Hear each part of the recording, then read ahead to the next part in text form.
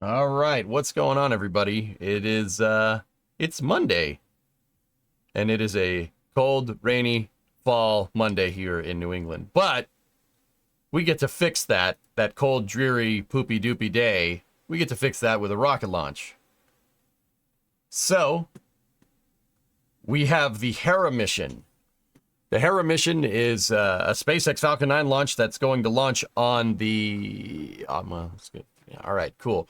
It's good to know that I don't have my coffee yet. I was about to be like, it's a Falcon 9 launch. It's going to launch on Falcon 9. Oh, great job, EJ. You're real good at this. How long have you been doing this? All right, cool. So Hera's a mission from the USA to, it's basically going to go look at the asteroids that DART crashed into. Isn't Falcon 9 grounded? Funny fact there. The FAA deemed that the Hera mission is okay to launch because they're not disposing of the second stage in low Earth orbit, because it's a beyond low Earth orbit mission. You should be good to go. But anyway, how's everybody doing on this Monday? Good, bad, maybe? Maybe good. It is a poopy doopy crappy day here, and I need to go get my coffee. I will turn on the coverage here. It is a watershed moment for planetary defense. It is a watershed moment for putting pudding into space. All right. Anyway, I'm going to get coffee. I'll be right back. DART changed the orbit of a celestial body for the first time in human history, demonstrating one possible capability to defend Earth from a potential future impact. Hera will visit Dimorphos to measure its mass and makeup, as well as its shifted orbit from up close, performing its own crash scene investigation of the asteroid moon. The data gathered will help validate the DART-style deflection technique for operational use in case it's ever needed to help deflect any dangerous asteroids headed for Earth. Yeah, baby. Hera is the first planetary defense mission for ESA and will be the first mission ever to perform a subsurface radar survey of an asteroid using the smallest radar instrument ever flown in space. To help complete its mission, Hera is carrying two shoebox-sized CubeSats with it, one called Milani and the other called Juventus. Milani was named after the late Italian academic who devised the DART and Hera missions, and Juventus is the Roman name of the daughter of Hera. Hera will help pave the way for ESA's future interplanetary missions by testing deep space navigation and guidance and inter-satellite communication between the main Hera spacecraft and its CubeSats, which are packed with miniaturized technology and scientific payloads. The CubeSats will conduct proximity operations in the asteroid's extremely low-gravity environment, I'm going to go over there because flying Jesse's lower over here. and closer than Hera. And they will actually end their mission by landing on Dimorphos, which is 170 meters wide, or roughly the size of the Great Pyramid of Giza in Egypt. Any unit but the metric system. Hera is expected to arrive at Dimorphos in late 2026 to begin its 6-month investigation, delivering researchers on Earth critical data about future asteroid deflection missions, and continue to grow our understanding of asteroid geophysics and build our knowledge about the formation and evolution of the solar system. With that primer, let's take a look at this video from ESA to dive deeper on today's mission and hear a special message from the ESA Director General. Nothing wrong with liking smart women, There's Joe. a mystery out there in deep space. Nothing wrong with that. Solving it will make Earth safer. Just saying, I'd marry the software engineer. That lady's pretty dang smart, and I'm pretty okay with it. Nothing wrong with that. On the 26th of September 2022, at 6.1 kilometers per second, NASA's Jesse's probably smarter than me, spacecraft to be honest with you. into the She's probably like way Dimorphos smarter than me. asteroid. Part of our solar system changed. Oh, yes. The impact shrunk the orbit of the Great Pyramid-sized Dimorphos around its parent asteroid, the mountain-sized Didymos. It also sent a plume of debris thousands of kilometers across space. This grand experiment was performed to prove we could defend Earth against an incoming asteroid by striking it with a spacecraft to deflect it. Punch it in the face. DART succeeded, but that still leaves many things scientists don't know. What is the precise mass and makeup of Dimorphos? What did the impact do to the asteroid? How big is the crater left by DART's collision? Or has Dimorphos completely cracked apart, held together by its own weak gravity? That's why we're going back with ESA's Hera mission. But Hera is not going alone. It takes with it 2 briefcase-sized CubeSats to go in closer and take more risks than their parent spacecraft. And they'll end their duties by touching down on Dimorphos to gather extra data on its surface and gravity field. That's pretty If a body cool. of this size ever struck Earth, it could destroy a whole city. You want climate change? That's how climate change happens. I'm delighted you Joseph. can join us today to watch the launch of the European Space Agency's Hera spacecraft We got Hera on board today, Tessa. the SpaceX Hell yeah. Falcon 9 rocket. The risk of an asteroid hitting our planet affects everyone, everywhere, making planetary defense an inherently international endeavor. Hera is Europe's first planetary defense mission, which, together with NASA's START mission, is part of the International Asteroid Impact and Deflection Assessment Collaboration. In 2022, DART demonstrated that humankind is capable of redirecting an asteroid. The mission to Dimorphos and Didymos hit the smaller body and changed its orbit around the larger asteroid. Now, ESA's Hera will visit this asteroid pair to investigate how DART affected Dimorphos. Cool. Hera will gather the data we need to turn kinetic impact into a well-understood and repeatable technique on which all of us may rely one day. My thanks go to everyone who worked so hard for so long to make Hera possible. Best wishes for a successful start of this epic journey.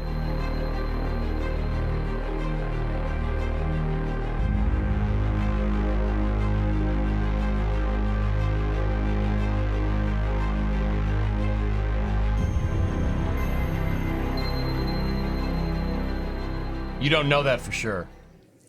Launching Hera today is Falcon 9, a didn't. 2-stage rocket didn't. developed and manufactured by SpaceX, known for its safe, reliable, and cost-effective access to space. Starting at the top of the vehicle is the payload fairing, a protective shell that encases the payload being sent to space. That fairing will separate and jettison away from the vehicle, exposing the payload once Falcon 9 reaches space. Hey, hired. And here you can see on your Yeah, screen baby. a photo of Hera being encapsulated in that fairing just a few days ago. The fairing halves that we are using today have supported multiple missions, one having flown 12 missions and the other 18. Now, continuing down the vehicle, we have the second stage. The second stage is powered by a single Hey, Merlin vacuum engine, or what we call the MVAC engine, which is optimized to perform in the vacuum of space. I'm all right, Vargon. And below yeah. I'm that good, is dude. the first stage, which I got a contains 8 engines. Decent amount of sleep this weekend. Engine So, held in should be place good. by a structure called the octaweb. Now, each of these Merlin 1D engines delivers about 190,000 pounds of thrust The at sea bathroom's level, still there which from gives Crew Falcon 9. 9 a combined 1.7 million pounds of trailer? thrust. The booster supporting today's mission previously thought launched irrelevant. 22 missions, including Crew 1 and Crew 2, SXM-8, CRS-23, XP, Transporter 4 and 5, Global Star FM-15, ISS Aero C3, Korea 425, Maxar-1, ASBM, and 10 Starlink missions. 1061, Now, baby. due to the additional performance required to deliver today's payload to No, an interplanetary don't- transfer don't orbit, say this, Jesse. this will be the 23rd and final Jesse! launch for this booster, and recovery is not planned. Damn it! However, we will be recovering the fairing halves. So with that, let's check in with John and I for a status update on today's launch. The launch vehicle and John! spacecraft are in good that health. makes up for it. They're ready for launch as we are just beyond T-minus 9 minutes to liftoff. The Falcon 9 team reported on console at T-minus 2 hours and 15 minutes. They began their final checks of the launch vehicle and ground systems. We did a final checkout of the flight termination system. That was at T-minus 1 hour and 45 minutes. We then had the Falcon 9 team complete their data review of first and second stage propellant checkouts, as well as the avionics team and the guidance, nav, and control team. It's They got did no all their landing final legs. data reviews at T-minus legs. 1 hour. At that point, the chief engineer conducted a technical readiness poll, and everything was go to continue. We've also completed at T-minus 38 minutes the poll to proceed with propellant load and launch. And most recently, you might have heard over the countdown net, After the the launch, spacecraft Linus. has gone on internal power at T-minus 18 minutes and 30 seconds. Now, currently, the team at Cape Canaveral Space Force Station, they are loading propellant. That began on time at T-minus 35 minutes when our launch auto sequence began. We're loading 2 propellants on Falcon Florida. 9 today, Zelda. a fuel and an oxidizer. Now, for Falcon 9, our fuel is a refined form of kerosene known as RP1. To burn that fuel, we need a source of oxygen, which we call the oxidizer. Now, most burning that you're familiar with on Earth uses oxygen that makes up about 21% of the air you breathe. But in space, there's no atmosphere to provide oxygen or other oxygen-bearing molecules, so rockets need to carry their own. Now, Falcon 9's oxidizer is super chilled liquid oxygen, what we call densified LOX. Now, the liquid oxygen is chilled well below its boiling point. That allows its density to be increased, and that in turn allows us to load more into the first and second stage LOX tanks. And that's an important advantage for missions like today's, where we need as much propellant as we can carry to get to the required interplanetary transfer orbit. Now, currently on the Falcon 9, you see on your screens, fuel loading is complete on the second stage. We're continuing on the first stage up until about T. I'm just getting us live. Sorry, guys. I'm answering questions. Propellants, Falcon 9. I'm answering questions, typing out in chat because I don't want to interrupt John. Burning that fuel and oxidizer. And for that, we use a liquid called T-Tab. Stage 1, RP1 load is complete. And there we hear, we're on time. Fuel load on the first stage is complete. I mentioned T-Tab. That's an acronym for a mouthful called triethyl aluminum and triethyl borane. Discovery, go at throttle. Now, when we ignite the engines, we first flow liquid oxygen and T-Tab into the gas generator in the main combustion chambers. The T-Tab will burst into flames in the presence of the oxygen. So once we have that ignition, the RP1 kerosene fuel is introduced and the Merlin engine goes to full power. And at liftoff, Falcon 9's 2 stages that you can see next to the strongback, they will combine to hold over 1.1 million pounds of the fuel and oxidizer propellants. Now, to provide maximum performance for the Hera mission, Booster 1061 will use all of its propellant.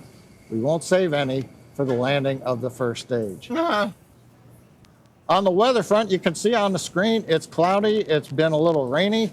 We started the day with a 50% probability of violating launch weather constraints.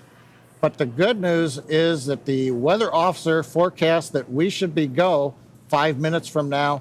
Mostly we've been watching thick clouds, make sure they're not too cold, where you might have triggered lightning. The good news is the clouds are warm. Everything looks just pretty much gloomy, a little rainy. Tanks are pressing with for that, strong back retract. You hear the tanks are pressing. We're getting ready for strong back retract. So inside T-minus 5 minutes, all systems are go for launch from Space Launch Complex 40 in Florida. So, Jesse, let's head back and watch the last of the countdown. Thanks, John. It is T-minus 4 minutes and 38 seconds and counting. And as John mentioned, everything continues to go for liftoff at T0.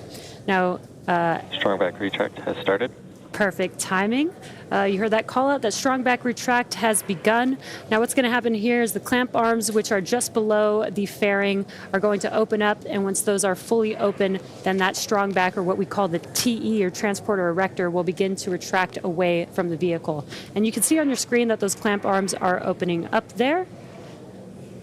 Now, the TE is designed to transport, raise, and support Falcon 9 at the launch pad using umbilicals or flexible lines to route the vehicle's fluids, power, and telemetry from the ground systems to the rocket and the payload until Falcon 9 switches to internal power and clears the pad. And you can see the clamp arms are now fully... Just an interesting postscript here, or not a postscript, I guess. Just an interesting fact here. See that round tank right there? That round tank has some really awesome history behind it. That's actually the LOX tank from LC-34. That LOX tank supplied the LOX to Apollo 7. SpaceX in 2010, when they got the lease for Pad 40, brought it over here. They lifted it from Pad 34 and brought it here and started using it. And they've used it ever since.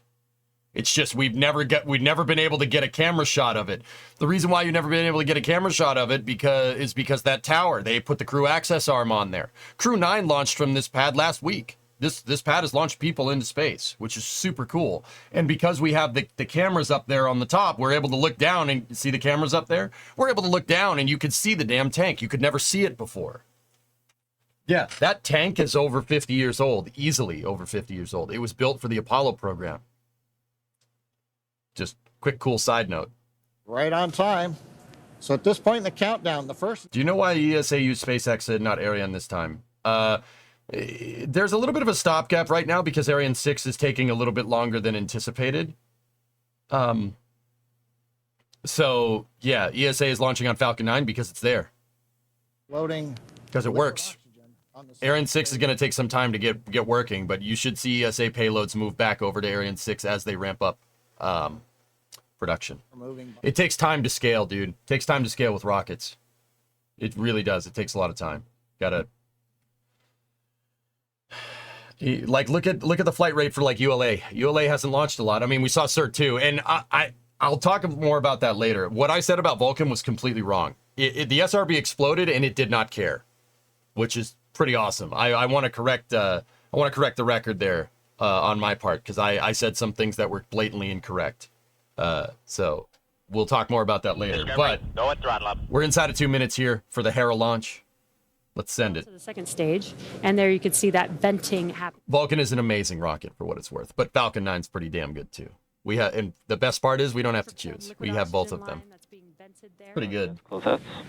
And again, when that cold liquid oxygen gas meets the warmer ambient air there, it creates that condensation that you can see there on your screen. Now, the first and second stage computers on Falcon. So the payload for this mission right here, I got 15 seconds. The payload for this mission is the ESA Hera mission. Hera is a follow-up to NASA's DART mission. DART was a mission that crashed into the asteroid on purpose to see if they could influence its orbit. Hera is basically a satellite that's going to go and take pictures and land with 2 smaller CubeSats on the asteroid that they crashed into. It's a really cool freaking mission. It's our beginning final pressurization for launch. Falcon 9 All is in startup. systems are go. Let's listen into terminal count. LD, go for launch. Launch director reports go. Falcon 9 transports T-minus the 40 European seconds. Space Agency's Hera spacecraft into space. It's amazing, man. It's amazing. We got a freaking renaissance, dude. It's great. All these great rockets, man. Yeah, see? Over there. 30 seconds. See that tank? LC-34's LOX tank. Never had the camera angles to see it before. I forgot to point it out at Crew 9. Where's it starting from? This is Space Launch Complex 40 at Cape Canaveral Space Force Station. All right, here we go. T-minus 10. T-minus 10, 9, 8. Sound suppressor 7, is on. 6, 5, 4, Ignition. 3, 2, 1. Ignition.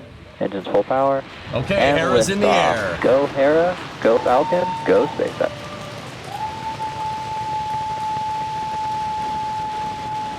Vehicle is pitching downrange. Stage 1 propulsion is nominal. Did you hear that metal scream? That was awesome. Okay.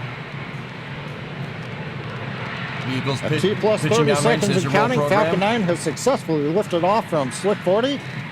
After clearing the tower, we begin to tilt or gimbal the engines. That initiates a roll maneuver you might see on the Stage 1 camera view, although it's kind of cloudy.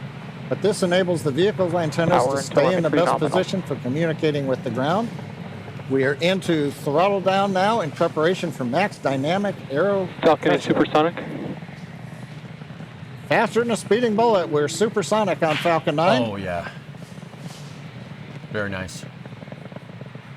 The FAA has a reprieve for this mission, Rivian, because they're not disposing the second stage in low Earth orbit. From GNC this is a exosolar disposal. Not exosolar. It's a solar. It's a heliocentric disposal. We're through the period of maximum pressure on the vehicle. They said, yeah, it's cool. The Merlin engines are back at power, and we're out of the throttle bucket. Now, from here on, even though the velocity is rapidly increasing, the atmospheric density is decreasing, and that's resulting on less loads. It's ice coming off the vehicle, Sherman. 90 seconds into flight. The rocket typically needs to go 17,500 miles per hour horizontally in order to avoid gravity pulling it back down to Earth and getting into orbit. We've heard the call out for MVAC chill. That's a bleed valve on the second stage engine. That's performing the final chill prior to second stage right, Marcia. engine ignition. All's looking good with the first stage trajectory. We're coming up on T plus 2 minutes. Yeah, the flames expand as it gets up out of the atmosphere because there's no pressure keeping the flames together. Views from when you onboard get into the vacuum, camera it just mounted spreads on the out like interstage crazy. So you get some really booster cool flow 1061. phenomenon there. Now we've got 3 events that'll be coming up in just under 30 seconds. No landing, Main guys. engine Yeah. cutoff. The 9 Merlin engines will be throttled down and shut down. Then we'll get stage separation and then startup of the MVAC engine on its first of 2 burns on the second stage. Very underexpanded, you could say, Rocket. Yeah. We've begun throttling down the Merlin engines.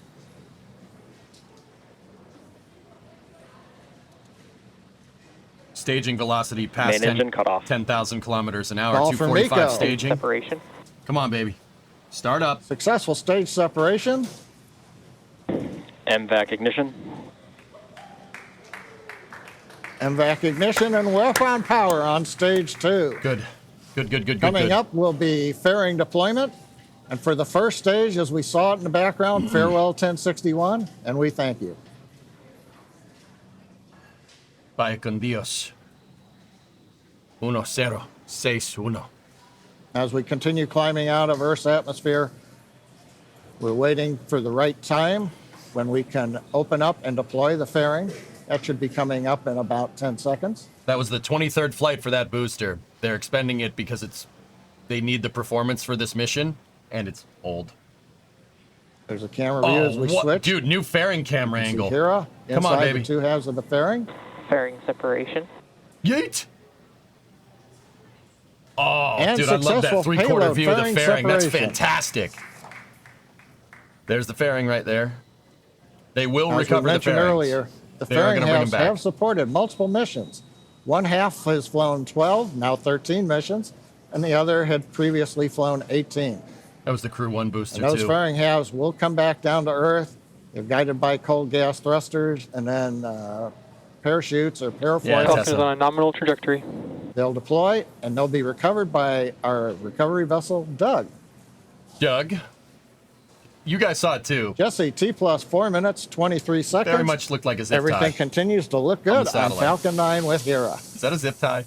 It was a zip tie, wasn't it? Thanks, John. Yeah, everything's looking great. We got some awesome views here on your screen. What you're looking at is a view of the MVAC engine on the second stage with a beautiful view of Earth in the background. STS has safed. Hey, Rocket Guy. When they switch to the other side, the very tip of the nozzle is glowing. I think it might just be in the sunlight, but it looks like... See? I don't remember seeing that. But once again, we watched so many of these. I'm just... And what's going on with the second stage, that nozzle seems to be oscillating a lot, but I could be wrong. Deliver this payload. You notice the glow too? You think it's sunlight or you think it's non-uniform heating? Will be not recovering the booster See today. that? I don't remember ever seeing that before. Now what you are Nozzle seeing, oscillations with a again, nozzle is that big, with that big of an expansion ratio happens, guys. That's okay. It does do that. 220,000 pounds of thrust in vacuum. Sunlight hitting the bottom of the flare, you think? Yeah, okay, cool. And this is the first of 2 burns. The 2 burns for the MVAC engine will take the second stage with the payload attached to the targeted drop-off orbit. Falcon Because continues you're not to seeing follow around the nominal rim of the trajectory. nozzle here either. So Great it's call probably out just there, sunlight. Following a nominal trajectory. You can also follow along with the speed of the vehicle as well as the altitude in the bottom right-hand corner of the screen. And the next event coming up 10,400. in about a minute and a was half Nico. from now is SECO Very 1. high staging SECO 1 velocity. is second stage engine cutoff 1, which is where we will shut down that MVAC engine. If the heating gets white hot, yeah, that's very bad for this nozzle. Yeah, you could have that nozzle burn through. That's not understood observations.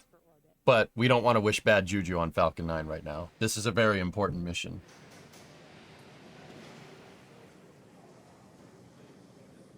Now we're just about a minute away from SECO 1.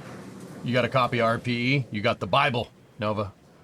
It's a great book, And you man. can see in the bottom Great book. right hand of your screen that the speed is continuing to pick up. The velocity is increasing on the vehicle as the MVAC engine continues to burn. But again, in about 40 seconds from now, Everything Stage looks 2 fine is in here. terminal guidance.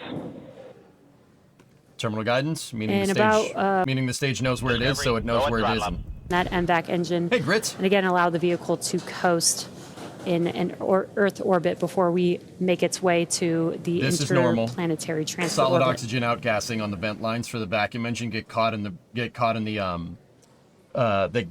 gas generator recirculation Stage manifold. 2, FDS says safe. That happens, guys. That's totally normal. Continuing to get good callouts and some great views here.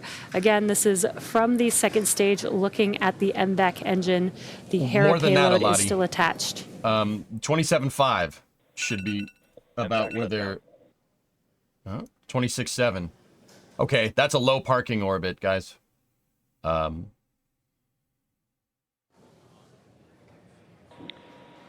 park orbit insertion. Okay, they got a And call great for it. We're news. good. We heard the callouts. That's kind of low.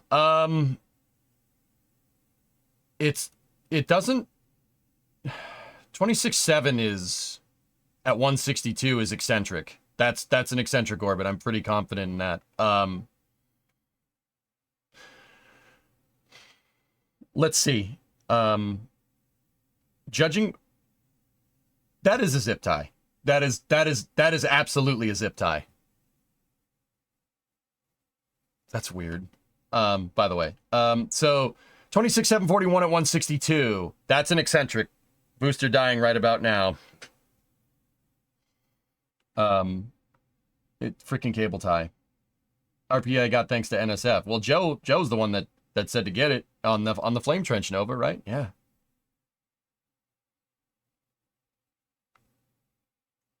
It's a very advanced space zip tie.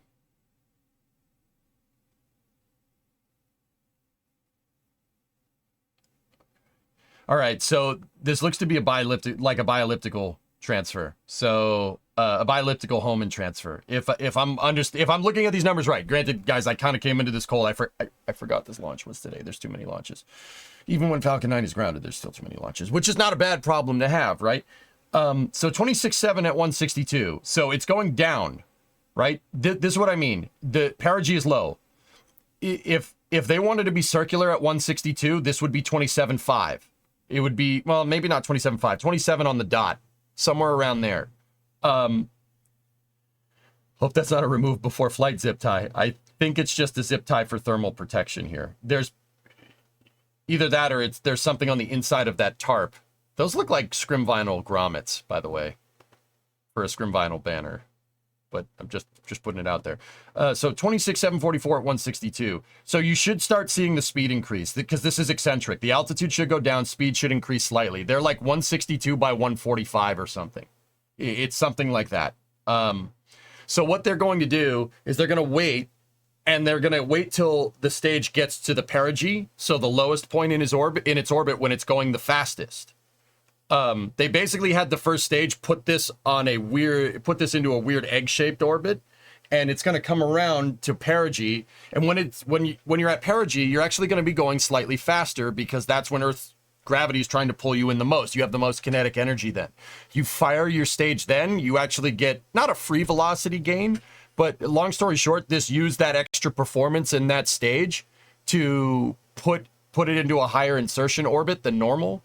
So Falcon 9 can come back down and grab that extra speed to push this thing out to Didymos and Dimorphos. Hey Joe, tier 3, 64 months. What's up, homie? Yeah, that's what I mean. That number is low for that altitude if you're circular. Interestingly enough.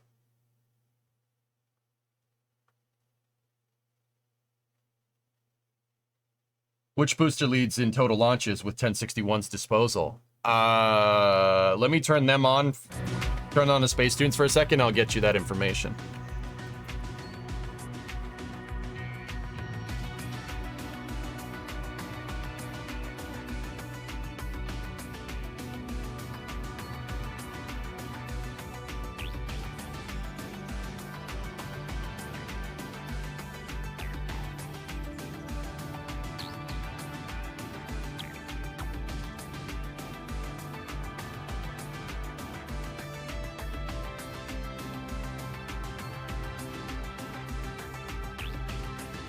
Please hold.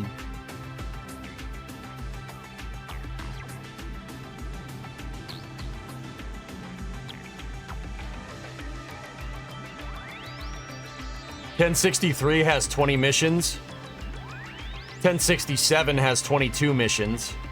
1069, nice, has 18. 1071 has 18 missions.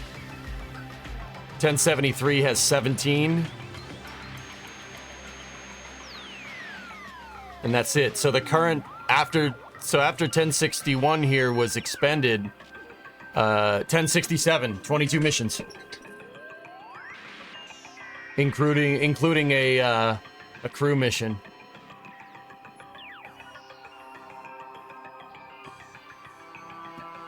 Do I have any other space-related Haynes manuals? No, I don't, Tessa. What time will there be SES2? SES2, if I'm looking at this trajectory right, about 45 minutes.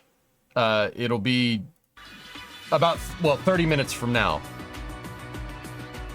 Give or take. It's gonna take a second, dudes. XB1 is in the air. All right. Sweet. Dude, they have a lot of SpaceX has a lot of boosters that are up in the high teens and into the 20s. I'm starting to think that the 20s, the lower 20s might be the upper limits for Falcon 9 reuse here. But we'll see. I mean, that's based off of no technical knowledge. I just noticed that really nothing goes past 23 missions.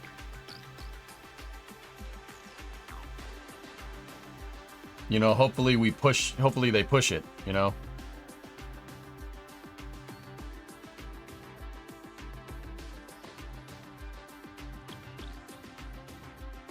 What's this payload? So this is Hera, Midge? Hera is a follow-up mission to NASA's DART. So NASA's DART mission was the mission that crashed into a two-body asteroid system. So there was an asteroid like orbiting around another asteroid, and they slapped the asteroid that's orbiting around the other asteroid to see if it moved it, and it did, from what we can tell. But we're not going to know until we send this mission up there. So the ESA is doing this mission, and it's basically a follow-up. They're going to send Hera out to those asteroids. Didymos and Dimorphos is what they're called. There's a guy moving a nozzle around, by the way. They're going to send it up there, and it's going to go up there and take pictures, and it has two little CubeSats that are about the size of a shoebox that are going to land where DART crashed into the asteroid, which is super cool. This is actually a really cool mission. I remember DART. Too many expendable launches eating the life leaders. Yeah. Second stage engine start is at 52 minutes, and spacecraft deploys at 1 hour and 16. So 52 minutes. Interesting. This thing's really going okay. So Flavia, I was pretty right in the trajectory. That was just what I just told you guys, and this is why I made to say it. That was a guess based off of those numbers. I just looked at those numbers. I don't have like the mission profile up. I kind of got caught with my pants down here. I forgot this launch was today. I wonder if we'll see the Hurricane when it comes around. Yeah. Yeah, guys, Europa Clipper has been moved. Just on a side note, they took the thing off. They took the Falcon Heavy off the pad and put it back in the HIF, and they basically shuttered up the HIF because Florida's about to get wailed on, particularly the Space Coast is about to get wailed on by a hurricane, which really sucks, but shame on you, kidding. It's Monday, man. Give me a break. What's up, geek?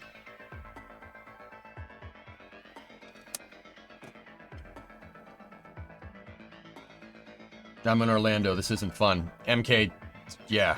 Get out of Dodge if you can, man. This one is going to have the entire Gulf of Mexico. It's transiting across the entire Gulf of Mexico, which is warm water. Dude, I'm serious. Like, if you have the means, get out. I mean, you know, don't take it from me just because I live up in Massachusetts. I lived in Florida for 2 years, dude.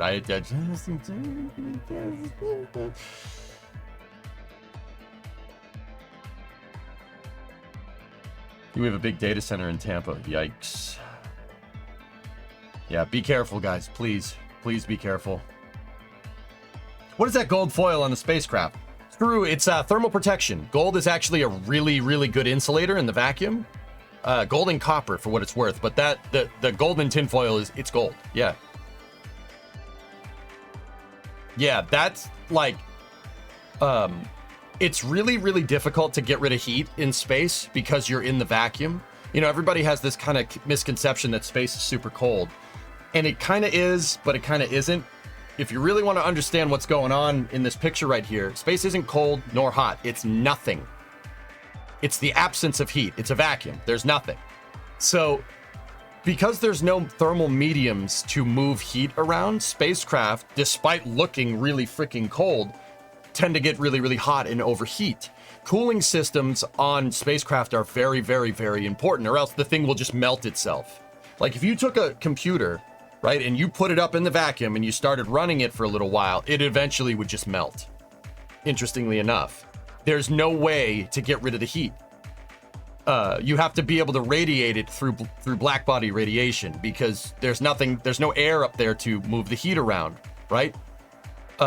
So they have to use radiators, and they radiate it through infrared light, which is very, very...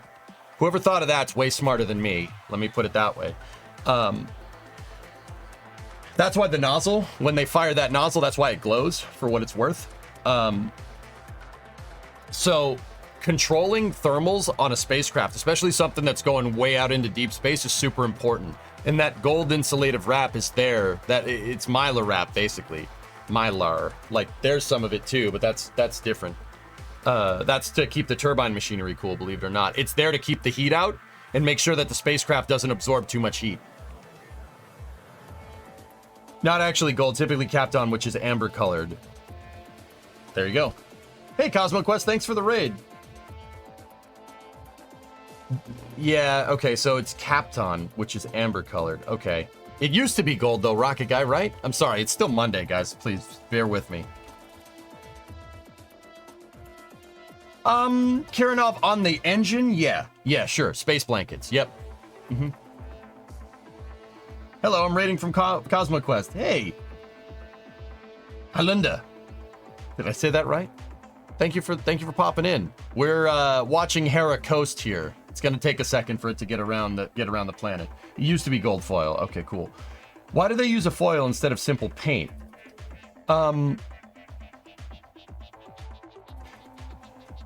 Another good question. There's basically a medium between the foil. If you just painted something, the paint's gonna absorb all that heat, and then whatever that paint is adhered to is gonna conduct it. The foil actually gives you, so you have outside foil and then a little gap, right? And then the spacecraft. So you notice how it's not tightly wrapped, it's kind of just draped over it. There's a good reason for that. So the foil will absorb the heat and it won't conduct into the spaceship too much. Like a double pane window, bingo, exactly. Or like a vacuum thermos, same idea. There's a vacuum layer, so like this Yeti, for instance. No, I'm not sponsored by Yeti. So if you notice, see this inner ring right here, right there, that's the inside of that's where the water is held. But you notice it flares out, right? Because there's vacuum in there. There's nothing in there. There's no air, and it's vacuum insulated, and that's why this thing can stay cold for a long time. Because the vacuum, you can't conduct through a vacuum. I mean, it'll eventually warm up because the collar is connected to the outside of this, but same idea. The vacuum is provided by space, bingo.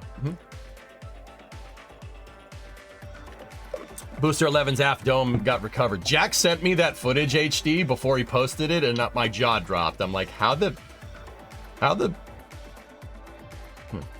Quick question, does the nozzle have this color pattern before firing, or is it a result of the heat? I'm talking about the wavy things. The marks? The marks are there because of firing, yeah.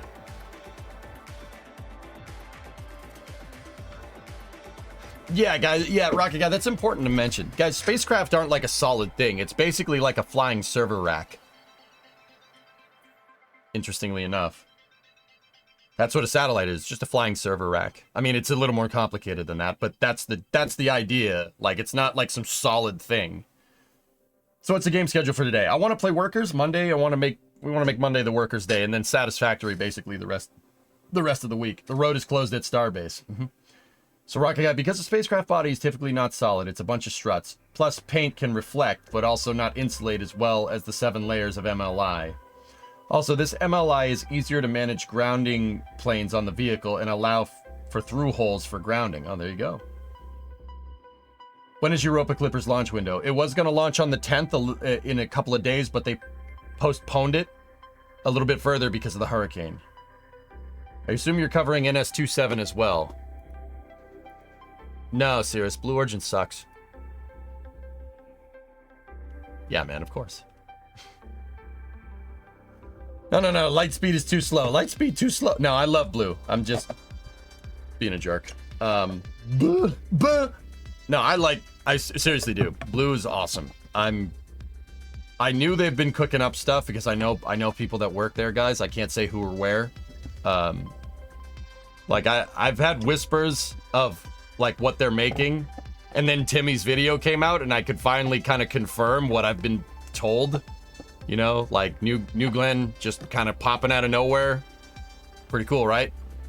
No, I'm definitely a big fan. Big fan of what they do. And I want to see New Glenn fly as much as Falcon 9 because I'm greedy and I like all rockets.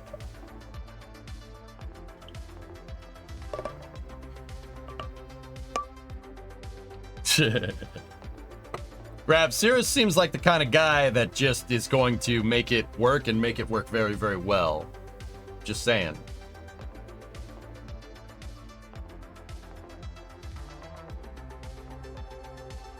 What is the speed of gravity? Gravity doesn't have velocity, Midge. It's an acceleration. It's a force, not.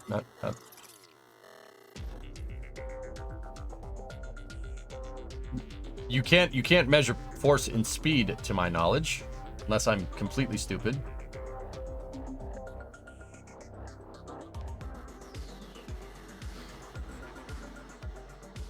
Gravity waves propagate with the speed of light. There you go.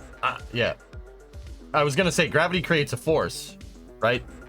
And the force of gravity on a mass, right, will give you an acceleration. You know, it's like Newton's law. That's kind of important. Jerk, technically. Yeah, I am, but what's the answer? No, I'm just kidding.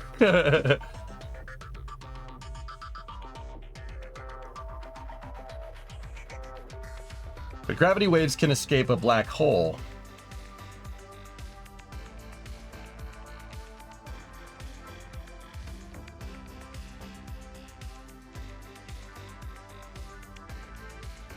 Yeah, that's getting into astrodynamics that are a little bit beyond my purview, Midge. I'm sure there's some people smarter in chat here that can help you out. Anyway, how you been doing? Good? Bad? Same old, same old?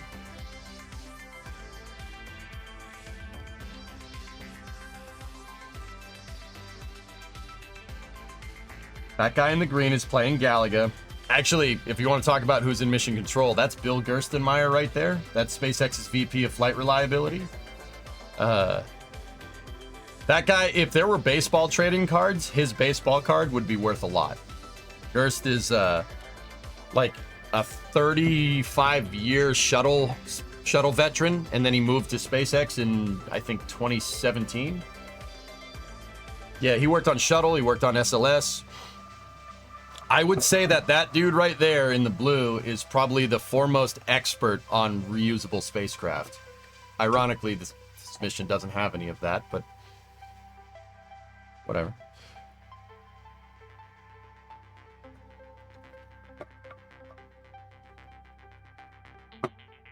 Is he working on Starship? I'm not sure, no, but I'm sure he's got some say on it, dude.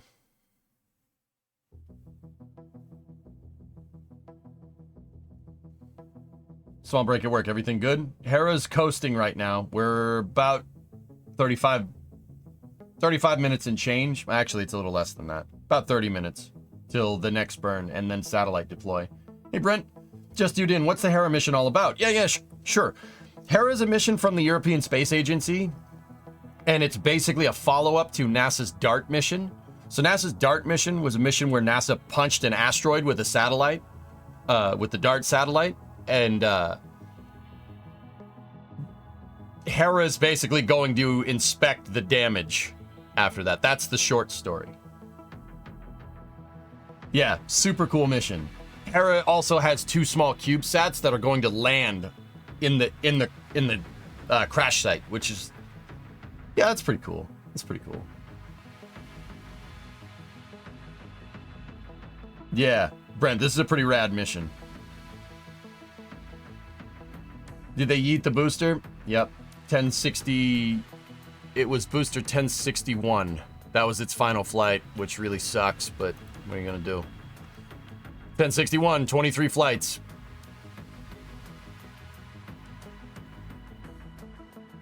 Do you know what those landing CubeSats will do post-landing? Probably not much else, Erudite.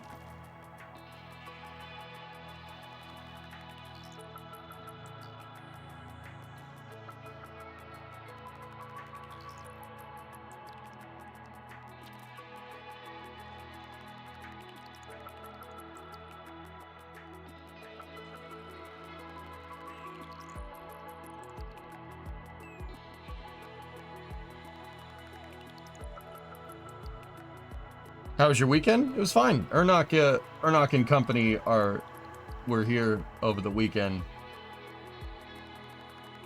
When will it get there? It's gonna be a little while, Linus. Didymos and Dimorphos are pretty... They're not the furthest way out, like on a solar system scale, but they're a good way away, like in human scale, you know what I mean? Is the car ready? The Camaro is outside, believe it or not. Yeah. We, definitely weren't sitting there watching sports and stuff, drinking beer. That's definitely not what happened there.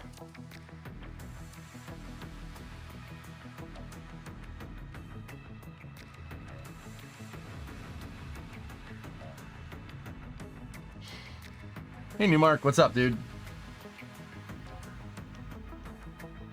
Is Alien the best sci-fi horror movie? Sci-fi horror movie? Event Horizon. All day. Sports ball, NASCAR, and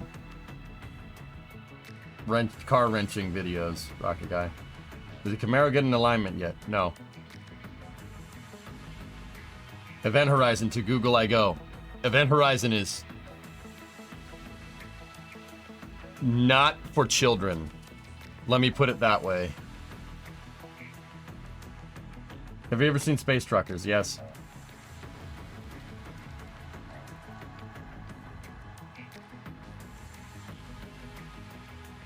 I didn't watch a lot of NASCAR Hillness, but because we went out for dinner, but yeah.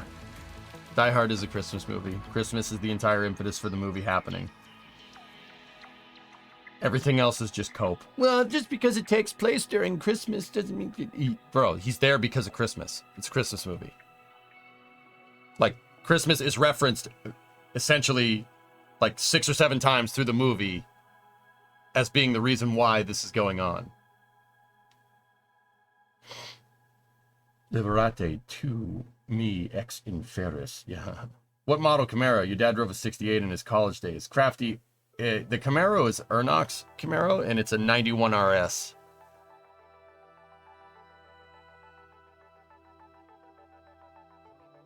Yeah, exactly, Rocky Guy. Like, I don't understand. How could people possibly misconstrue that?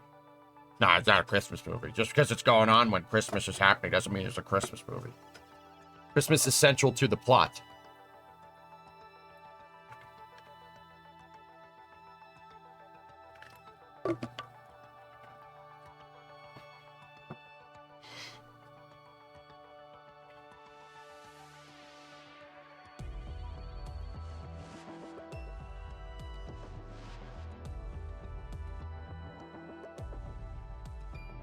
There you go, brutes. Yeah, exactly.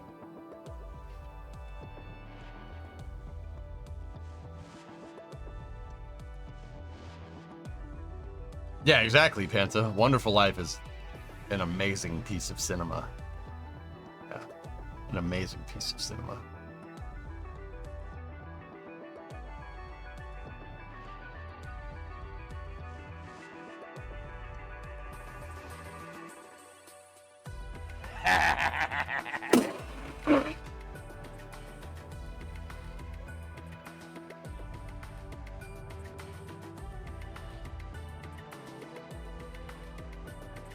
Well, this is for the next Bits Bads as it's orange. It's orange!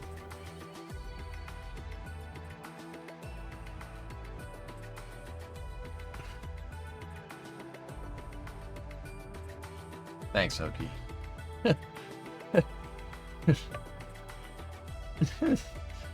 I'm still waking up, man. Thank you.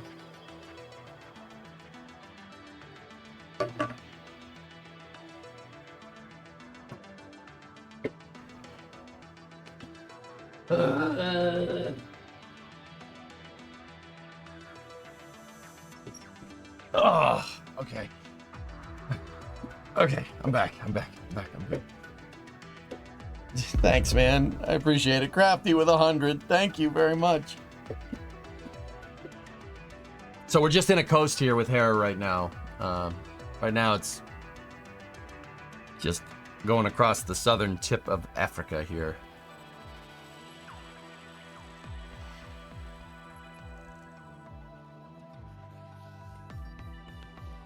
Oh.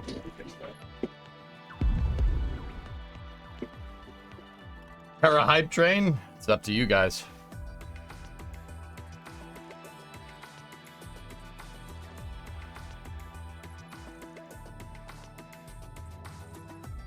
Yeah, Martin, get link perms from the moderators, but yeah, you're good.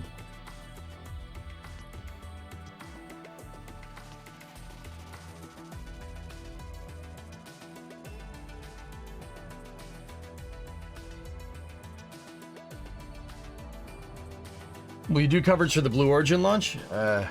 Yeah, it looks like we might get some overlap here in coverages, Agoria, but yeah, Sure. I mean, we're here, why not? What has more Delta V?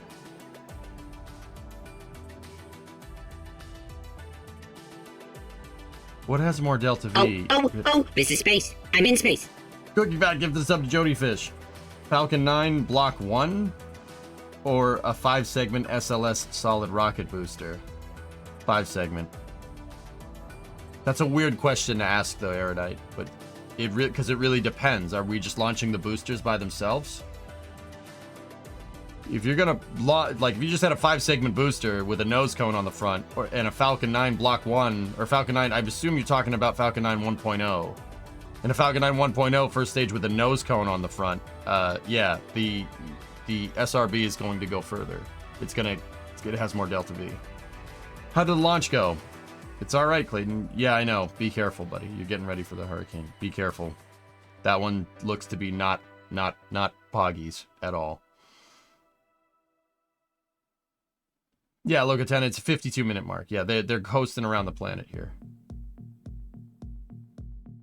Randomly looking at Cairo, Egypt today. Might be a good place to look for Desert City inspiration. I got some ideas about what I want to do, Talon. Why is there a tarp with a zip tie? Hokie, we were asking the same thing. They have looks to be some type of thermal insulation around their payload attachment fitting, and that is definitely a zip tie. But see, then again, that camera angle is different.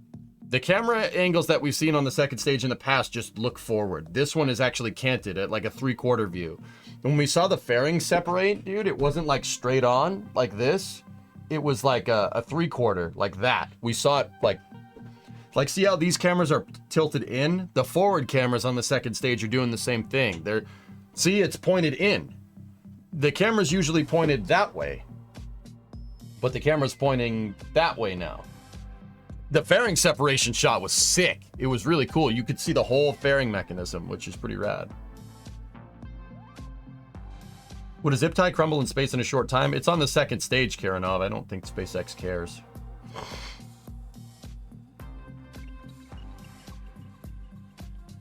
Yeah, there seems to be a camera upgrade on this stage, guys.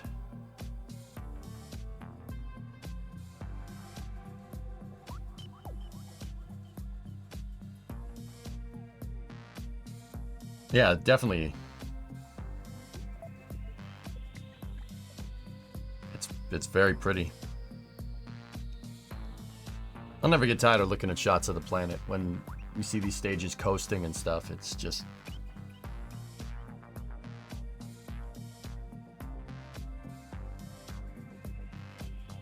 It's a shot of SpaceX Mission Control there on the left.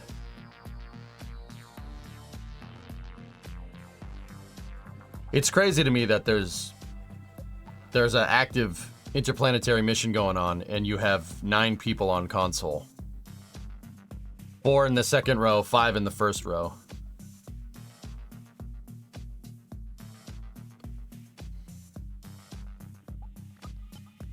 They're definitely high def, Clayton. I'm not sure which one though. I'm gonna guess 1080p. It could be a 4K camera. Who knows?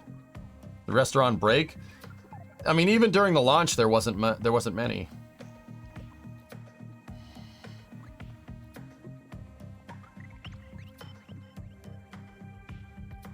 We are 34 minutes out. Or, no, 24 minutes out, excuse me. Maybe a bunch are working remotely. I'm pretty sure they're all working remotely, Ender. These guys aren't on the spacecraft. You know what I'm saying? You know what I mean? Are you saying they're working remotely from... They're working remotely? So... Mars sample return. We want to get our hands on Mars rock sooner. We've been selected by NASA to complete a study into retrieving samples from the Martian surface and bringing them to Earth for the first time as a part of MSR. Sweet.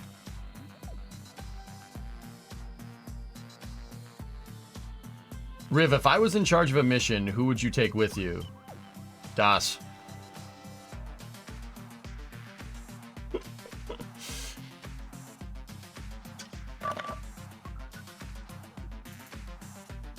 Hey, Pat.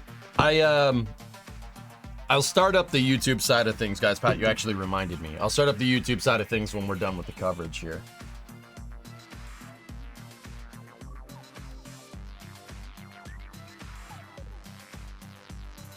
I think it's holding something to the back of that thermal protection cactus. You're gonna start streaming on YouTube? I've been simulcasting on YouTube, Riv, for like 8 months.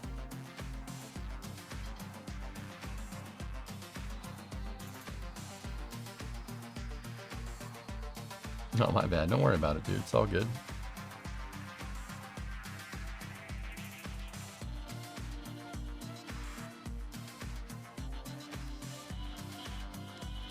Would there be a reasonable performance increase for Falcon 9?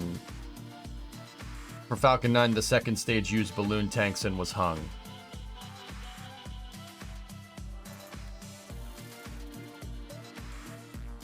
Reasonable performance increase.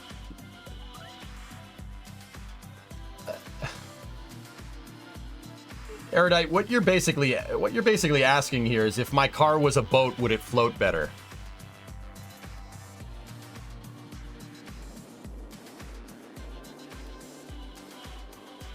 Would it? Yeah, probably, maybe, but it's a car. Like, I don't know. Would it though? I mean, yeah,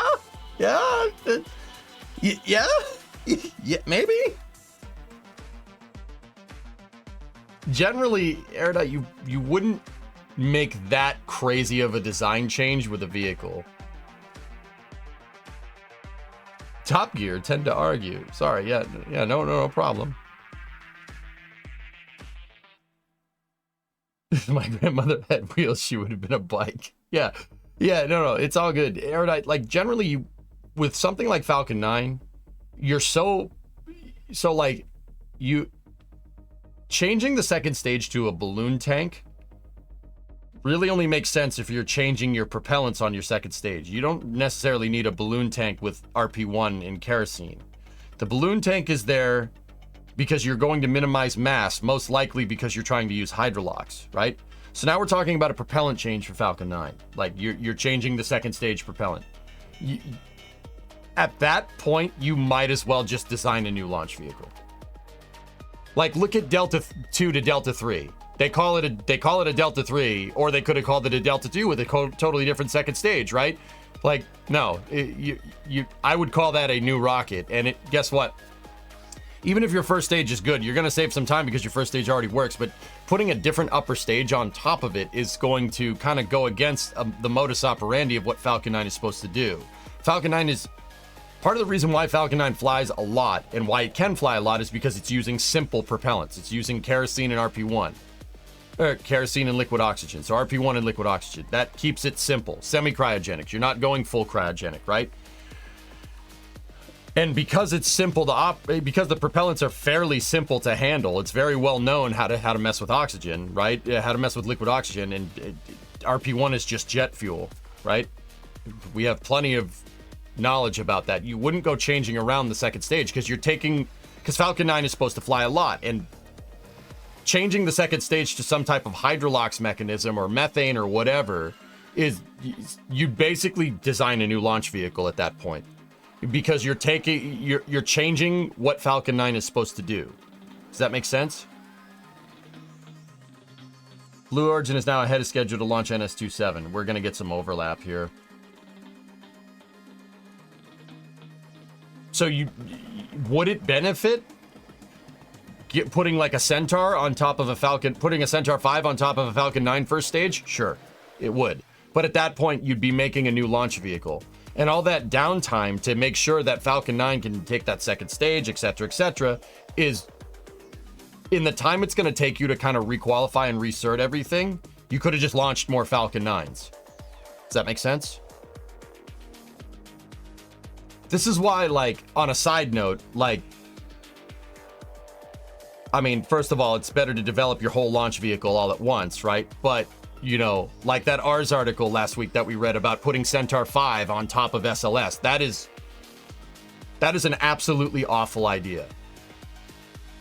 Because Centaur 5 needs to be hung. We're talking about doing the thing that I just said would take an insanely long amount of time to get right. Centaur 5 will never be able to take the G load of SLS. Don't get me wrong, I haven't done any calculations behind that, but I'm pretty dang sure. If a Centaur 3 with 5 AJ60s and an RD-180 behind it needs a forward load reactor, you can be damn sure with 4 RS-25s and 2 5-segment boosters that any stage that's sitting on top of an SLS core stage needs to be strong. It needs to be able to handle pretty insane compression load. Centaur is not good at doing that. It's really not the best.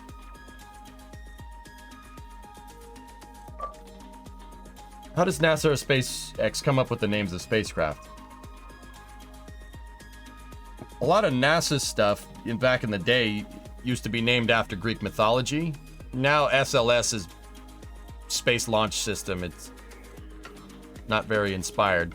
Von Braun named the Saturn V after planets. He named all of his...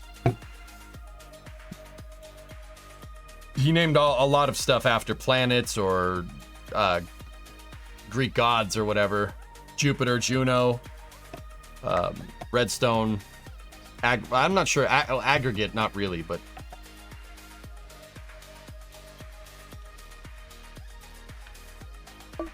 It could probably take the G-load on an Orion launch, but only because of the G-load limits for the crew launch. Holding up an Orion, though, Talon?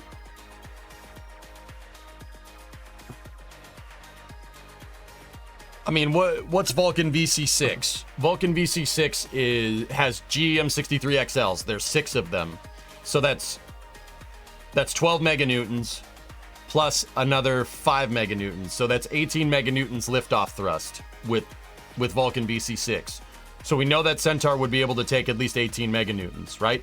SLS is 35 meganewtons liftoff thrust. Now, don't get me wrong, liftoff thrust isn't your end-all be-all for compression loading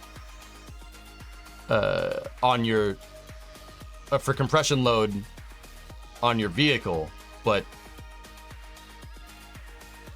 let me put it to you like this. There's a reason why they'd never put a Centaur on top of Saturn V, even though that was the plan. They wanted to. That was the original idea. But they said, no, and developed an S4B instead.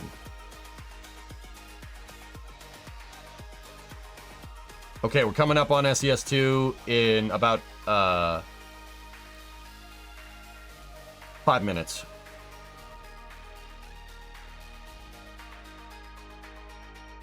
Oh, nice, Eutychus. That's cool. There's a reason the EUS isn't a balloon tank design, Core. Exactly. The EUS uses a load reactor LOX tank. So the hydrogen tank is inside of the main critical path of structural load. The LOX tank is hanging. So is the RL-10s in its design.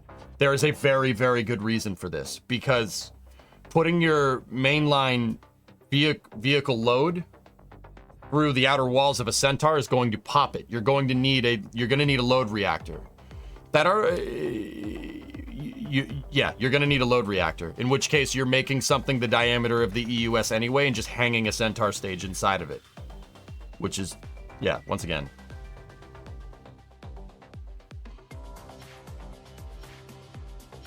Why do you think the pagan god has cool name?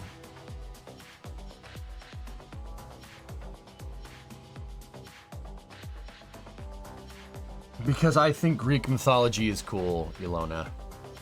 So do, like, the vast majority of people in the West.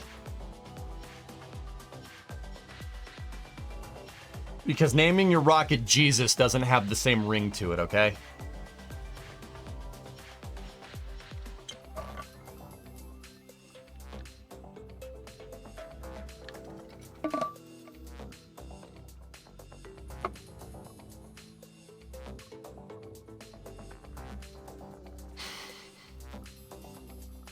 Yeah, Chrome Viper. Yeah, see? There's a reason why they didn't do that.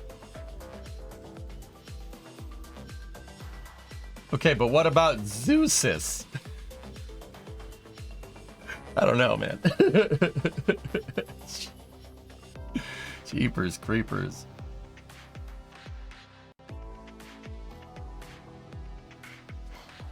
Thanks for the insight. No problem, Erudite.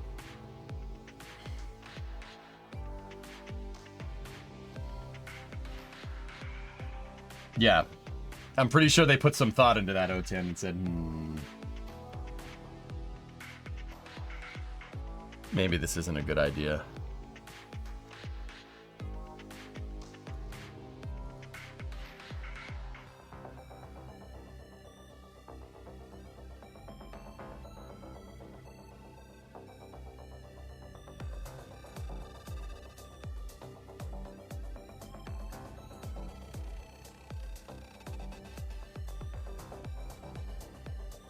Why is calling it pagan what you want, though?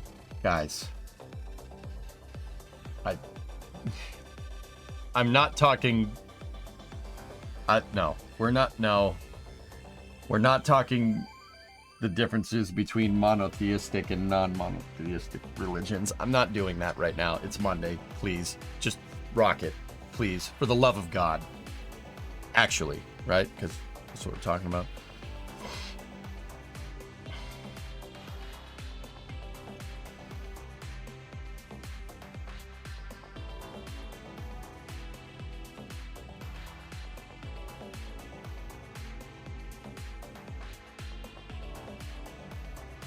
Well, we know that EJ sides with the monotheists, then.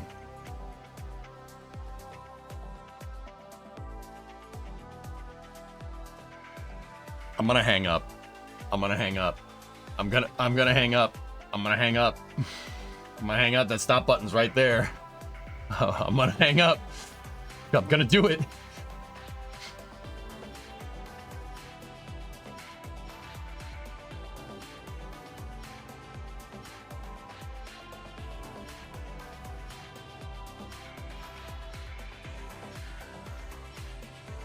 I'm gonna hang up. I'm gonna do it. This is a direction I've never seen this stream going, and I love it. Yeah, the way that life can suck. Because on a Monday morning, I'm going to invite a conversation about religion on this STEM stream. Right? That's a great idea. Let's do that. Let's not do that. Let's not do that. That's an awful idea. That's a really bad idea. Let's not do that, guys. It's Monday, please. Yeah, it happens, Hammer Nails. It's all good, man.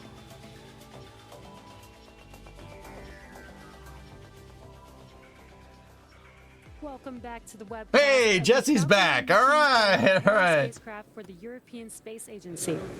Now, the second stage completed the first burn, placing Falcon 9 and the Hera spacecraft into the desired orbit about 3 minutes ago after launch. Now, we are approaching the second burn of the engine to carry Falcon 9 and Hera to the orbit needed to deploy the spacecraft. Now, coming up here in a few seconds should be... MVAC ignition. Okay, here we and go. right on time, SES-2. That call out was for second stage engine start. Now, this burn is planned to last about a minute and a half. I don't ever And remember we got a that. great view of that MVAC engine burning very bright there. Now, during this time, we will be adding 4,500 kilometers per second to our velocity. And again, on the bottom right hand of your screen, you can see the speed increasing rapidly there, and you can also see the altitude of the vehicle and the payload. Now, this is the second burn for this mission. There are 2 planned burns for this payload to be dropped into an interplanetary orbit. So that first burn took us into an Earth orbit, and now this second burn that's currently happening right now is taking the vehicle and the payload to that interplanetary orbit where the Hera spacecraft will be deployed. Now we're just about 30 seconds away from the conclusion of SES-2, which will be SECO-2, that second stage engine cutoff 2. And then we will shut down that MVAC engine, allow the vehicle to coast for a little bit prior to the deployment of the payload. 40,000 kilometers an hour, baby. SECO-2 is coming up here in just a few seconds. That's pretty fast.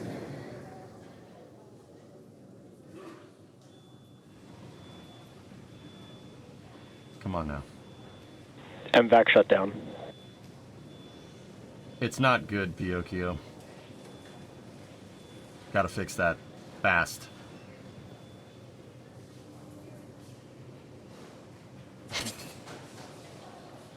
Okay, that shutdown looked pretty good. We did have SECO-2 just waiting for confirmation of a good orbit. Off the northwest coast, destroyer, mate. Approaching Darwin right there. Stand by. Good call for a call for transfer orbit here. Good There you can see on your screen the MVAC engine has shut down. And the Hera payload there on your screen still attached to Falcon 9. Blue's online. That's nice. It's slowing down. Yeah. As it should be. Altitude is going up like crazy, Ender. Speed is going down, indicating eccentric. 42.8 is good enough for escape velocity, so your eccentricity is past 1 right now, meaning you're on an escape If you're just now trajectory. joining us, You're we still gonna did slow have down. 2 The Earth- completed burns for that MVAC engine. Just about a minute. The Earth is still going to try to pull you back, even if you're on escape velocity. It cut off, and you can see that there, no longer firing. And we do still have the Hera payload still attached to Falcon 9. Zip tie. We were waiting to hear the guidance nav control officer call out a good burn. I think they may have been stepped on. We're looking at the data, and we've heard the background chatter. We do have confirmation. Nominal burn 2. There we Good go. orbit. The chief engineer has confirmed we have a good second burn of the MVAC engine. So that means the Falcon 9 second stage, with the Hera payload still attached, has escaped Earth velocity. Yep. So we're no longer orbiting the Earth, we're now orbiting the sun.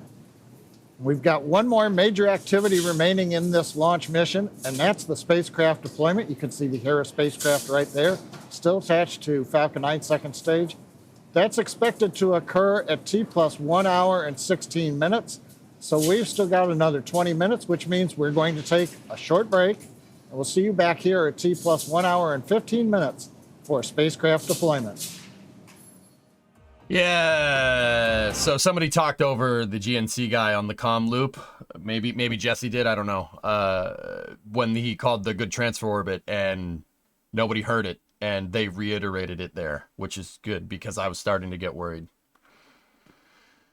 Late to the party, can you replay the launch for me? Not on X video. Sorry, bud. Yeah, the second I try to zoom back here, it's just going to tick back to live because X streaming is not ideal. Any other thing? I mean, in hope they're looking to fix that, from what I understand. But yeah, cats. Here, well, you know what we can do.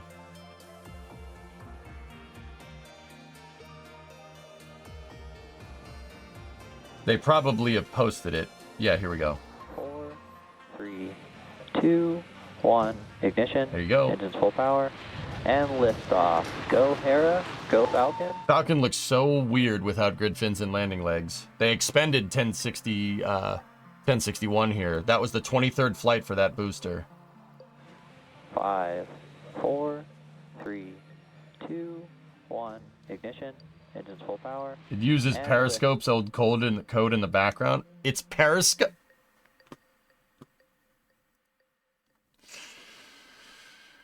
Oh, okay. Blue is live. That's great.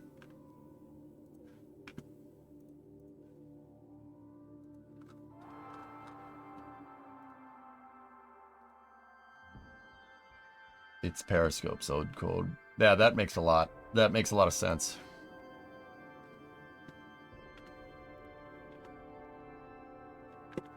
Give them some time, they'll figure it out.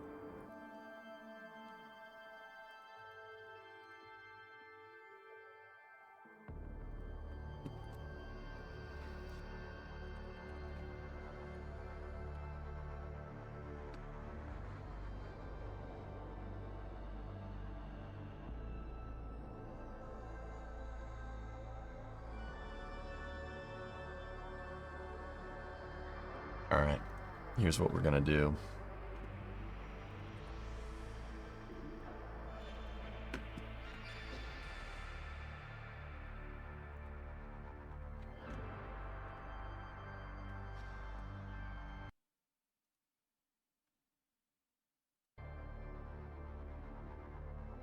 It is a zip tie, absolutely.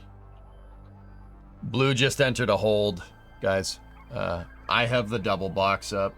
We should be able to get you side by sides here.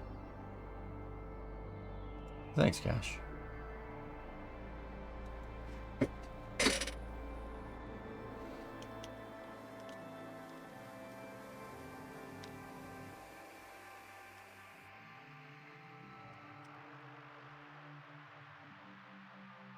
All right, I'm gonna switch it so we have the Hera coverage over here and blue over there. There is an ESA YouTube stream. Okay. Any news on Starship launch date? November. Fumi. They're being held up with FAA paperwork. So NS-27 over there is a uncrewed flight test for New Shepard. Nobody is on board. They're using it, amongst other things, to test out a new tail section. So it's a new booster. Blue Origin calls it a tail section. Where's Blue's launch pad? That is in Van Horn, Texas. It's out in West Texas, out in the middle of nowhere.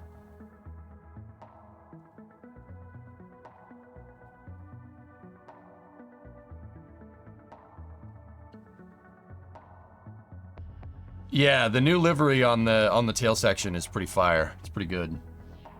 Hey, Element, what's up, man? So once again, we have Hera coasting over here, and then NS-27 over there. NS-27 is in a hold. If you look at the top right, they went past 10 minutes and they put themselves into a hold.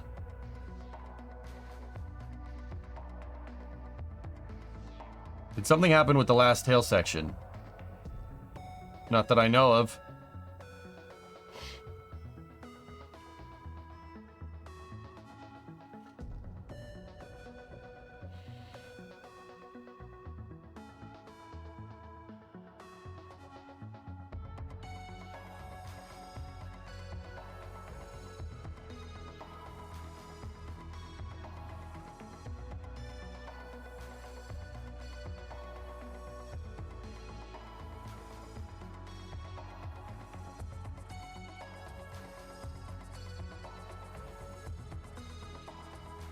Where in Texas? Van Horn, Texas. It's in West Texas. It's in the middle of nowhere.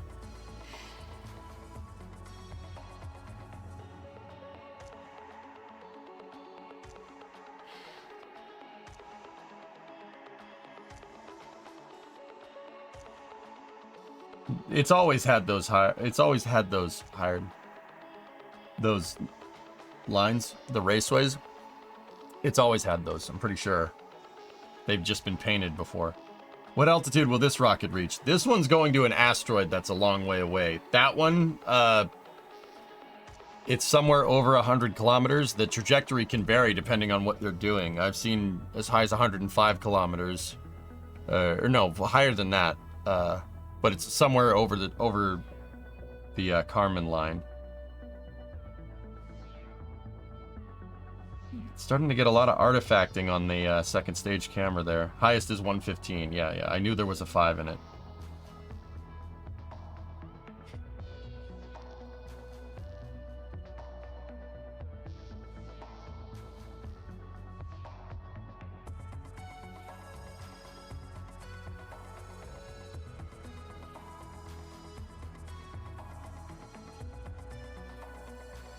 I don't know if you guys can see the static there.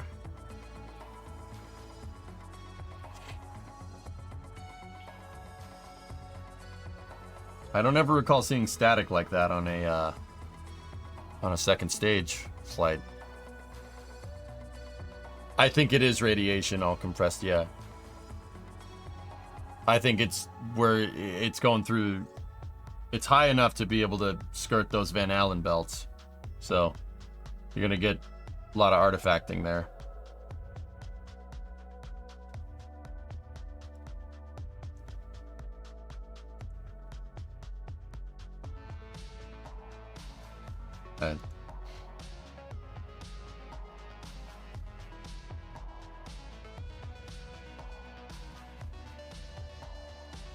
Blue is still in a hold over there on the NS-27 mission.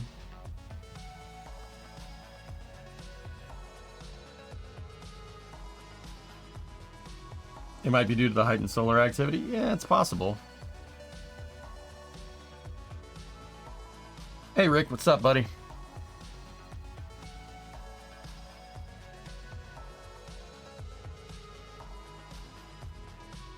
Drummer. So we got a double box going on here. This is SpaceX this is Falcon 9, SpaceX Falcon 9 launch of the ESA Hera mission, going to the asteroid that DART crashed into and taking pictures and landing on it, part of it. And over there you have Blue Origin NS-27, which is an uncrewed test for testing upgrades on Blue Origin's New Shepard launch vehicle.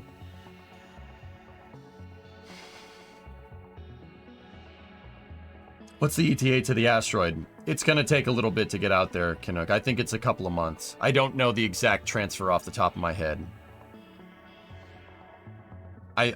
If I'm recalling, could be pulling this out of my tail. It's less than a year. That asteroid's far away for humans, but it's not that far away on a solar, like on a solar system scale. Is this video via Starlink? No. Oh, LOX tank. Yep, shouldn't have showed that. Frill, so the Falcon 9 second stage is at 3,200 kilometers and change. Starlink satellites are 500 kilometers. So they're not, it's above those things. And now I know what you're saying, like, so what if it's above those things? The antennas on Starlink point sideways and they point down. They don't point up because it's an Earth internet service, right? So, yeah, LOX tank again. That's not what, it's not supposed to show that. Is this a new type of mission for New Shepard? They're testing new designs for New Shepard, Marco. Have you seen the presentation of PLD Space? I've gotten the cliff notes for it from Alex Piocchio, from my buddy Alex that works at NSF. Why can't they show those tanks? I don't know. SpaceX never wants them to be seen, Edicus. I think I just think they don't want to show the secret sauce for their rocket. Not that you can kind of discern anything from that, but you never know.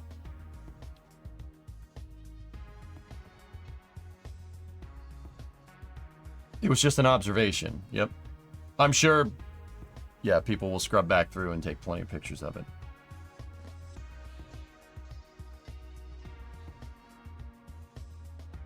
So NS-27 is currently in a hold right now, and the Hera mission over here is coasting. We should be getting spacecraft separation on Hera in about 9 minutes.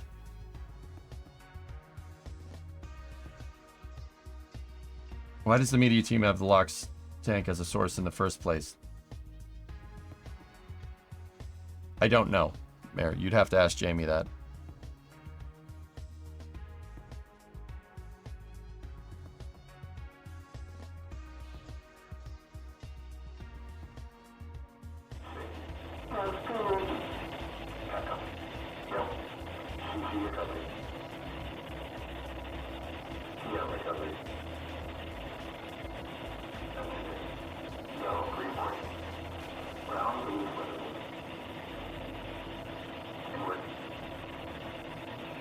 That's the loop that you're hearing right now from Blue.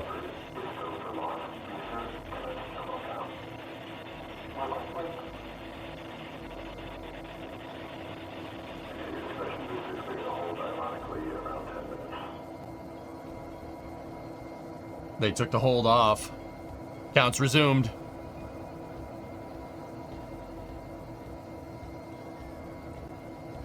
These things are gonna... They're gonna deploy the spacecraft right when this launches.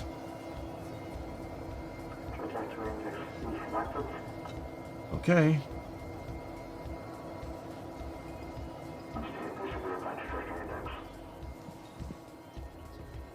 All right, if you're just joining us, this is NS-27. We have cleared the hold. There was, I think, an aircraft in our airspace. We were waiting for the airspace to clear, which we're now clear. I believe we are patched into with mission control right now, and mission control is going through the go, no-go poll. The audio is not great, so bear with us, but we're going to wait through this moment and verify that we are go for launch. Orbital insertion for Didymos is expected on 12/14/26. Oh, Hera's, it's going to take some time, Crafty. Okay, cool, thank you. There was a plane in the range for New Shepard, which is funny. Thank you, Crafty. I appreciate it, man.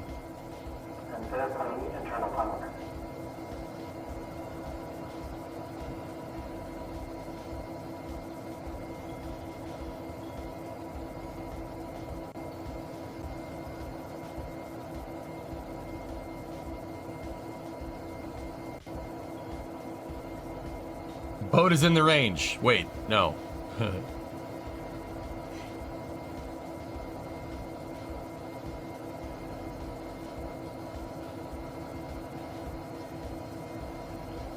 All right, welcome back. The audio wasn't great there, so bear with us, but we have got for confirmation that we are go for launch.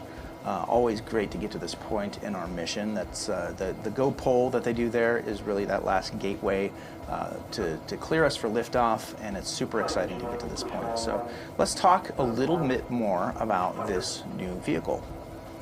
And a new vehicle calls for a new name. You'll be able to see that the name affixed right above the hatch, this one's going to be called RSS Carmen Line. You can see it right there above the hatch. It's a little bit in shadow, but you can kind of make that out right there. That's right, and this is a tribute to the internationally recognized boundary of space. It's 100 kilometers or 62 miles above Earth's surface. And you know, the view at the Carmen Line, that's really what it's all about. It's what many of our New Shepard astronauts go to see, go to experience, looking down at our beautiful, fragile planet. You can't see it because it's white text on a white background. Blue origin. So again, that's why we're naming it RSS Carmen Line. Yeah, and RSS, the three-letter acronym there, some might be wondering what that means. That means reusable spaceship. So the vision of all of our vehicles is reusability, like we talked about. Silly Blorgen, it means real solar system. Duh. Not first step, but Carmen Line, the second human flight vehicle in our fleet. And there's one more thing we want to mention. We've made some upgrades to improve the vehicle's Welcome, what's up, man? performance and reusability. There's some really cool payload accommodations on this vehicle. I There are a lot swear, of this thing's reasons why going to you might launch want to right when this install various deploys. payloads right on the booster. So we've integrated new standard attach points for technology demonstrations and other payloads. So the evolution of New Shepard, you can see right here, like No crew on these board live this shots coming New to us from Shepard West launch. Texas. There's no crew on any it's of this. It's a living and breathing rocket. You can hear those noises on the pad right now, but really the whole program is living and breathing as well in its own way as we continue to innovate and evolve our suborbital rocket. So let's keep moving here. We're at T-minus about 6 minutes. New Shepard there on the pad awaiting launch. If you're just joining us, this is the 27th flight for the New Shepard program. I do want to mention that a lot of So how high does New Shepard go? 100 kilometers and change. It's designed to get above the Kármán line and get you into space. Not into orbit, but into space, which is still pretty difficult to do. It's not an easy task. of the other events going on in the world. So thank you for joining us today. I'm really glad you called that out, Joel. And as we're looking at this beautiful rocket, we like to remember the fact that we are forging a path for a beautiful future, taking care of that next generation. So coming on with our wonderful postcards that we have on board today, we have postcards from Brunei and Pakistan, among many other countries.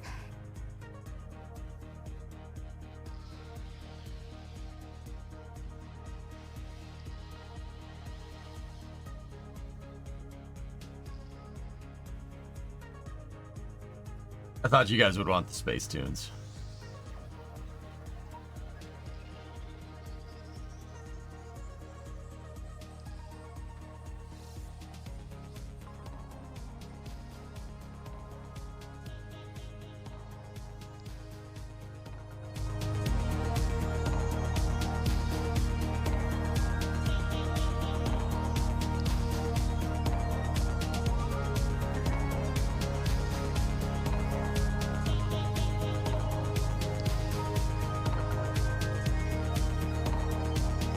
Looks like Hera is going to deploy with about 2 minutes in the count. So we should get Hera deploy, and then we'll switch right to New Shepard.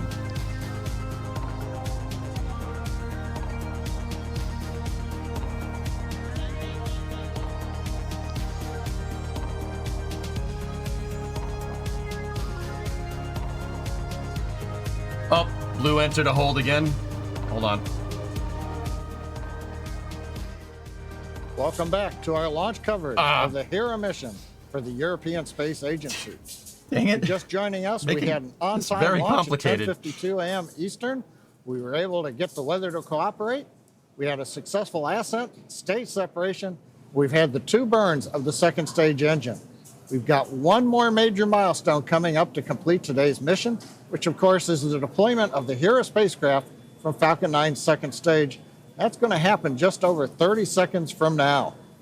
And you may have noticed when we shut down the engine at the end of the second burn, we were 204 kilometers, a little more than 120 miles above the Earth. If you look at the display on the bottom right of your screen, we've just crossed 7,400 kilometers as we continue to head out into deep space as we have exceeded the Like velocity to 5,000 escape miles, from Earth. I think. But right now, let's Something like that. listen to hear the call out and watch for separation of Hera from the second stage. Okay, here we go.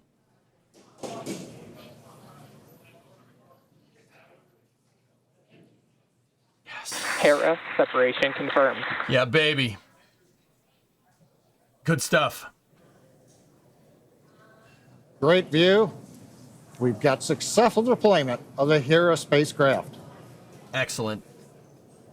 And with successful payload deploy, that brings our webcast to a close.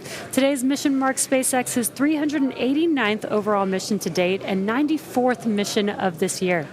Thank you to the European Space Agency for entrusting us with today's mission, as well as the What a range for their shot. support. For What continuing a coverage of shot, the mission, man. check out at ESA on X.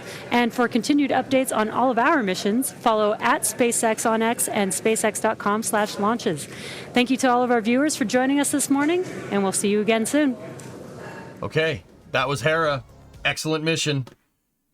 So what I'm going to do is switch us over here, change up the titles, and switch us to NS-27.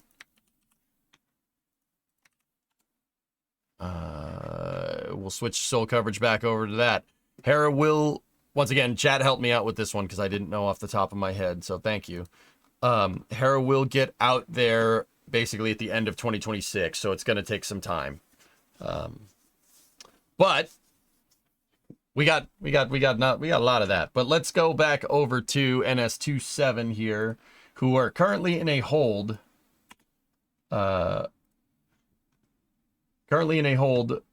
Not sure why, but we'll flip over to there. The astronauts will unharness and enjoy zero-G. The crew capsule will continue past the Kármán line to an ultimate apogee of 350,000 feet, or 100 kilometers. The booster will autonomously land on the landing pad, ready to be prepped for its next flight.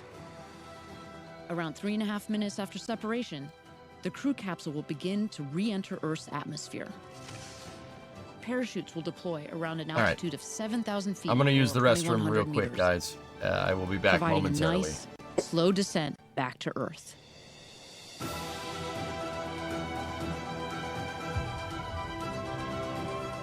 After landing, astronauts exit the capsule and are greeted by the Blue Origin ground crew, family, and friends to celebrate and reflect on their flight. New Shepard, an adventure unlike anything on Earth.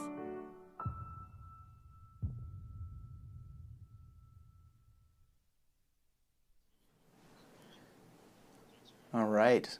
Now that video features some really great footage of astronauts on past missions to space with New Shepard, and as we talked about, today's flight is a test flight of a new vehicle, so there's not going to be any floating about the capsule today, but hopefully very soon on this vehicle. That's right, Joel. Soon indeed. It's really cool, by the way. I got to point out, you got to see all the new livery close up with these cameras, the cameras that are on the pad. Team did a really good job getting this vehicle ready for today. There's ice forming on these tunnels, which means it's really close to launch. So these views of the booster are really cool, just to be able to see it this close up.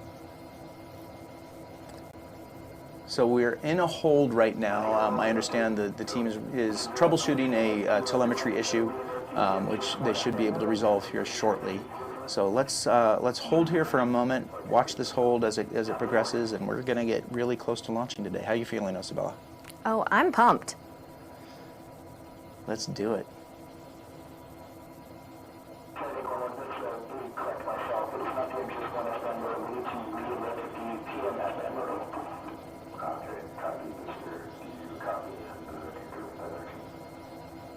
Yeah, Aerodine, I kept the headset on.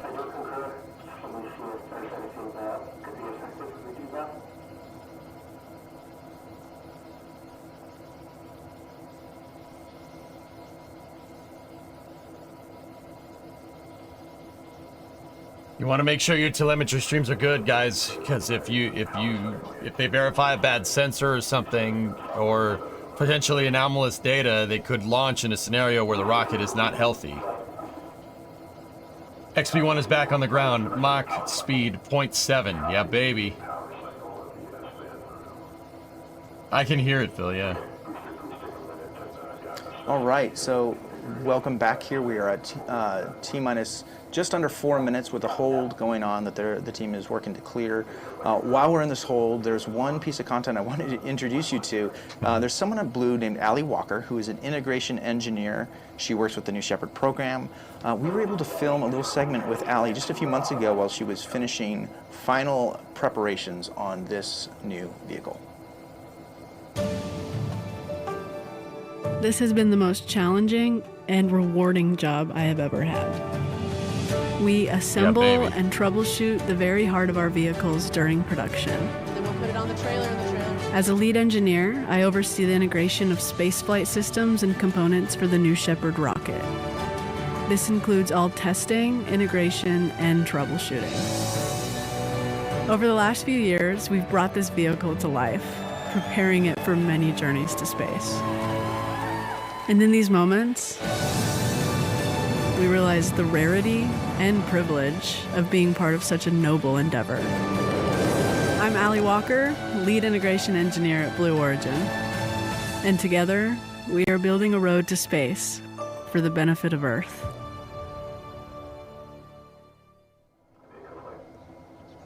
Allie's story is a great example of how you can do really some of the best work of your life on an important mission, just like the one we have going on here at Blue. And on that note, Blue continues to grow, and we have the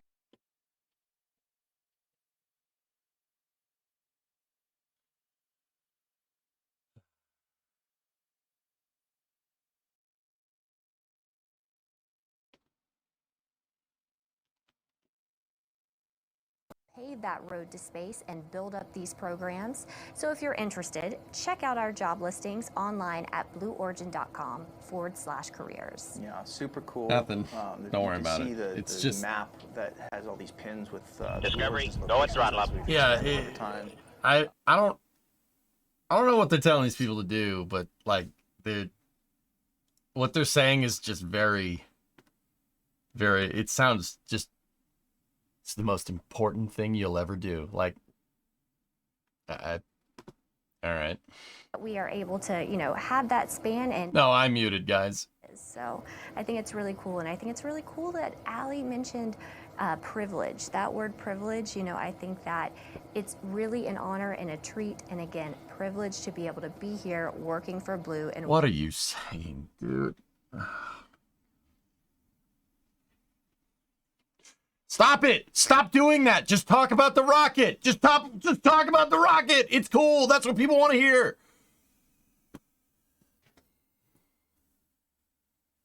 Ugh!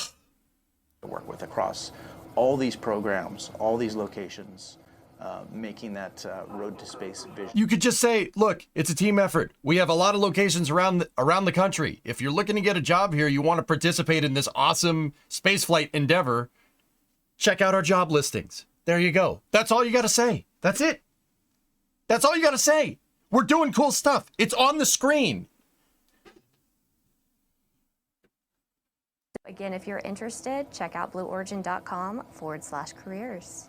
And with that, the hold is still going on here. I can tell the team, we're hearing the team is still doing final troubleshooting. Captain, remember your pressure points. Remember your pressure points. Let's just take a moment and check back in on New Shepard as we get ready for flight.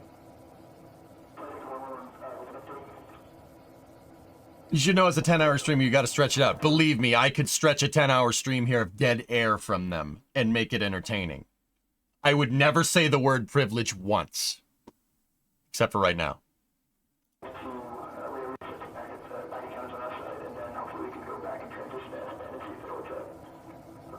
There you go, Lazy. Hit me up if you ever start an aerospace company. I got you. Never say it twice. Yeah.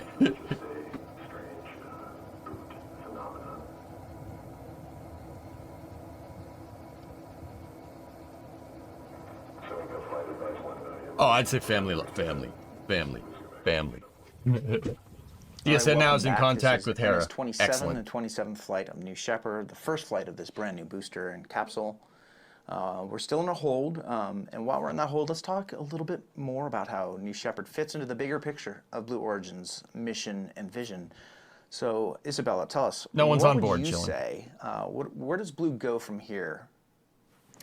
Often we talk about how New Shepard is kind of the tip of the iceberg, if you will, Joel. At least in Blue Origin's roadmap, it's not the end goal, but really more like it's just the beginning, if you will. They've flown people since that There's last a lot flight of series. things that you might this have is just heard a new that's design. happening beyond what happens here in West Texas with our New Shepard vehicle. So there's New Glenn, our massive orbital vehicle that we've talked about. It's actually 5 times the size of our New Shepard rocket. There's also lots of activity in our lunar permanence team, and it's really our vision to bring humans back to the moon, but Thank this you, time for the Amos. long haul, to stay there, to establish a permanent human presence there.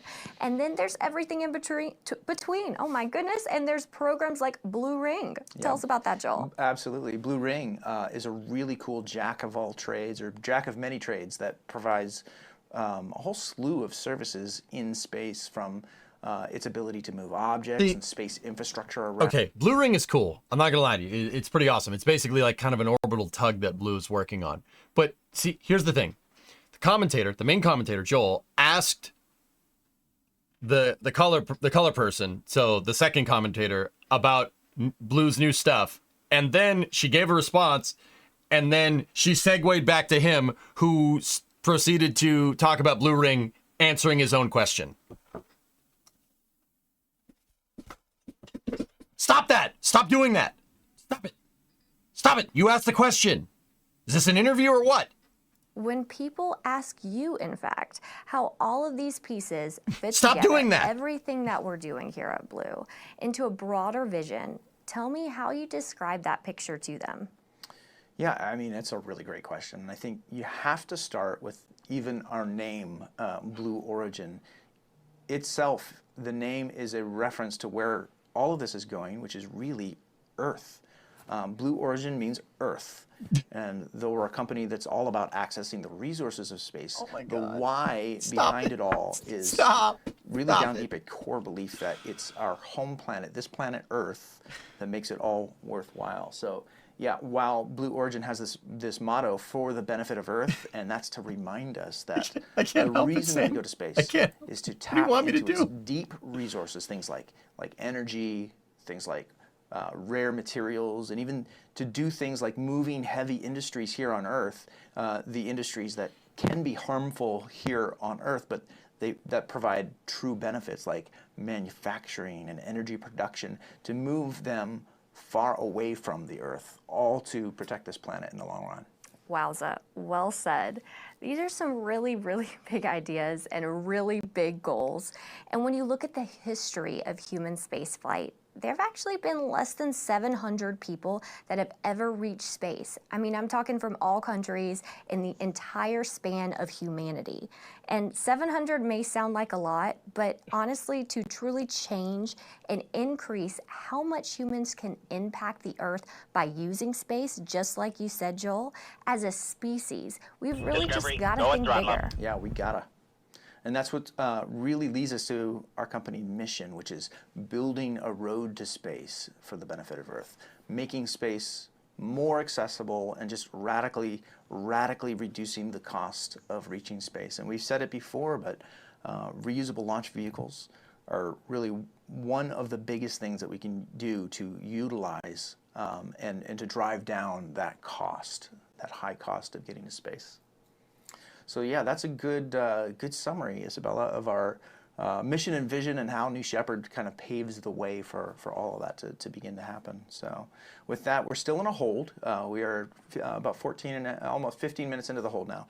The intel that we're getting is that they're close to clearing this hold, so we're just kind of waiting. The intel that as we get ready to clear this hold and begin to fly.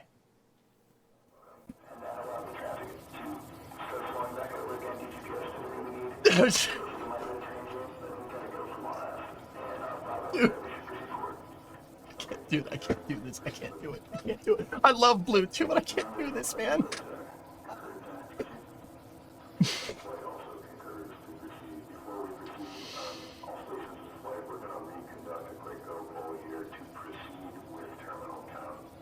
They're going to reconduct a go-no-go poll to proceed with terminal count.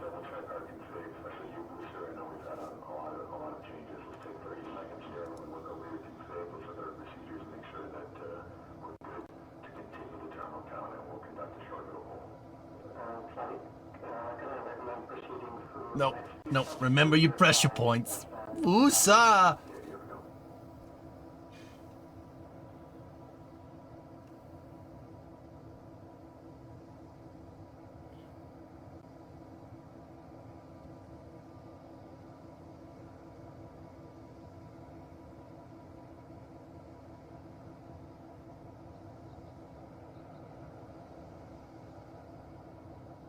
Correct, drummer. So NS-27 has been in a hold for about 16 minutes and change here. At first they went into a hold that... Hold on. Go, no, go, pull to continue with terminal count. Engineering said not go. I could just barely hear the loop.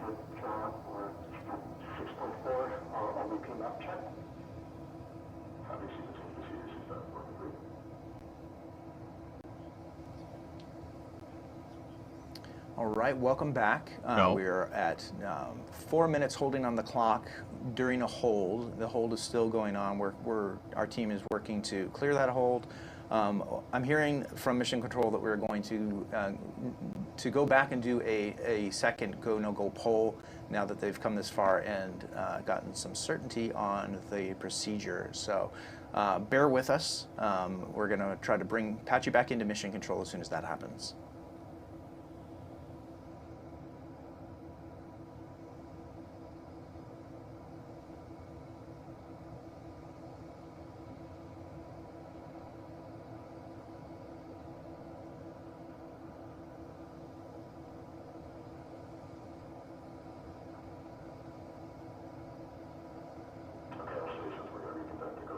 Discovery, go at throttle up. Stop. No, Rat, thank you. Tier 2, 6 months in advance. You're the man.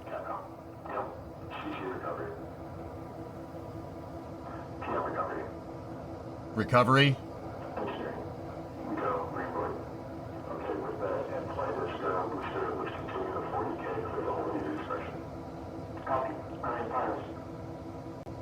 Can't hear it.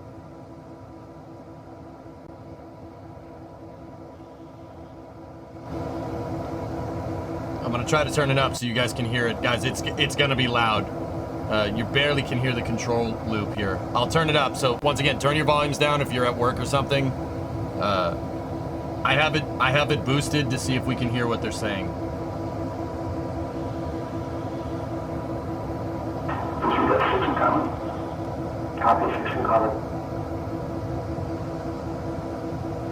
Yeah, when the commentators go to talk again, it's going to be extraordinarily loud, so just turn your volumes down. Trust me, headphone users, turn your volumes down.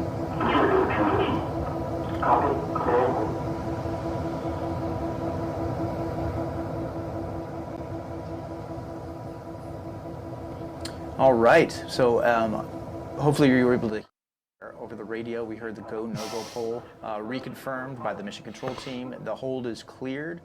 We are now ticking down to the final moments of our clock here. We got 3 minutes and 30 seconds. Okay, hold remaining released. on the clock here. What's going to happen at this point is the vehicle's going to begin to go through some of its final. Okay, prepare to fast forward. Its final bit checks. Preparing to fast forward. Fast forwarding, sir. Fast forwarding. Make sure we're live. There's nobody on board. This is an uncrewed test flight for a new version of the New Shepard booster.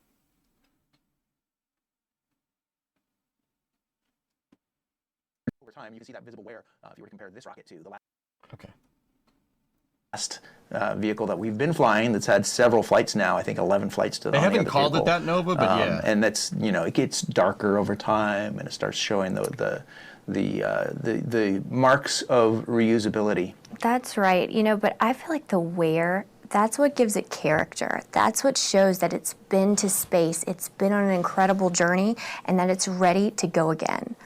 Yeah, that's right. So any second now, we're about 2 minutes and 10 seconds on the clock, and this is where we're going to start seeing some of those bit checks happening that help maneuver some of these and test the surfaces, the control surfaces that are going to make reusability actually possible. That's right. And, as our rocket here gets ready to do some of its final checks, I'd just like to remind everyone that we do not have astronauts on board today, but now is certainly that countdown time when they start to do their own checks for mindfulness and awareness that they are really about to launch. Yeah, or you could say what's going on with the launch vehicle, just saying.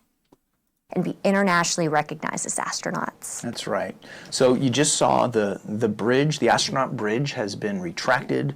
We've entered our auto sequence, and this is where the automation of the mission really begins to take over, which is really exciting. Okay, These are fin very, check very out. close.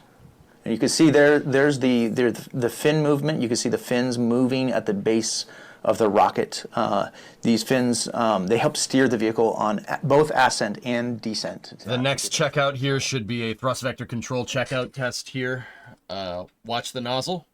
It should start moving around to make sure that their TVC is good to go. The fins do steer. They do help steer on ascent, but the gimbal and the vector control on that B3 is B3U is your primary steering mechanism. Oh, we've entered a hold again. TVC checkout is good. You can see that there's a nozzle. It's moving around. I'm going to go back over there so you guys can see it. We've entered another hold. All right, we've entered another hold here. With about 1 minute left on the clock, we're very, very close. The team is just doing, this is the first time we're flying this vehicle, so I think they're able to get the readings off of the vehicle for the first time. And okay, it's a new version. Whenever you have a new version of a rocket, okay, you're going to set very conservative parameters in your telemetry because you don't know if if a temperature. Oh, hold up.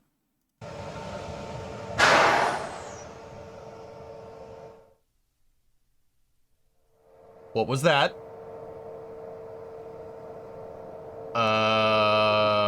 Was that supposed to do that, or?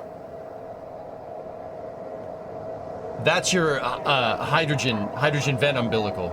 It's a has-gas umbilical.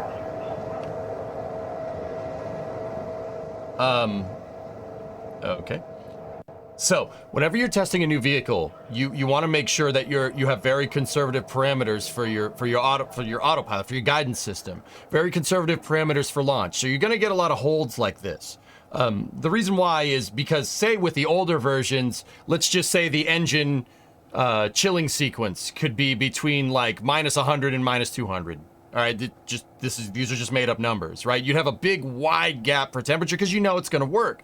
With this, you'd want to tighten that up to be like maybe instead of 100-degree delta, you'd want like a 50-degree delta, right? You run, and those are just made up numbers. It's a completely random example. Right, so you've seen but this vehicle's measuring pressures, temperatures, flow rates on certain things, gas venting, like all that stuff is all tightened up on a new design. So you are going to encounter holds. That does happen. I just wish they would say that way. The growth of the New Shepard program has been really just inspiring to watch, especially as an employee. We get to see all these great astronauts taking part in the experience and experiencing what it's like to, to come to West Texas, to meet each other, to bond together. And to really kind of make history together. So, look, voice crack. A lot of people needed to come together to get this thing to work. It's a team effort. If you don't have people, if you don't have a complementary teamwork here, because there's so many hands that need to touch this vehicle, and so many hands that designed it, so many hands that drew it up, so many people that put this thing together. If you don't have everybody on the same page here, bad stuff happens.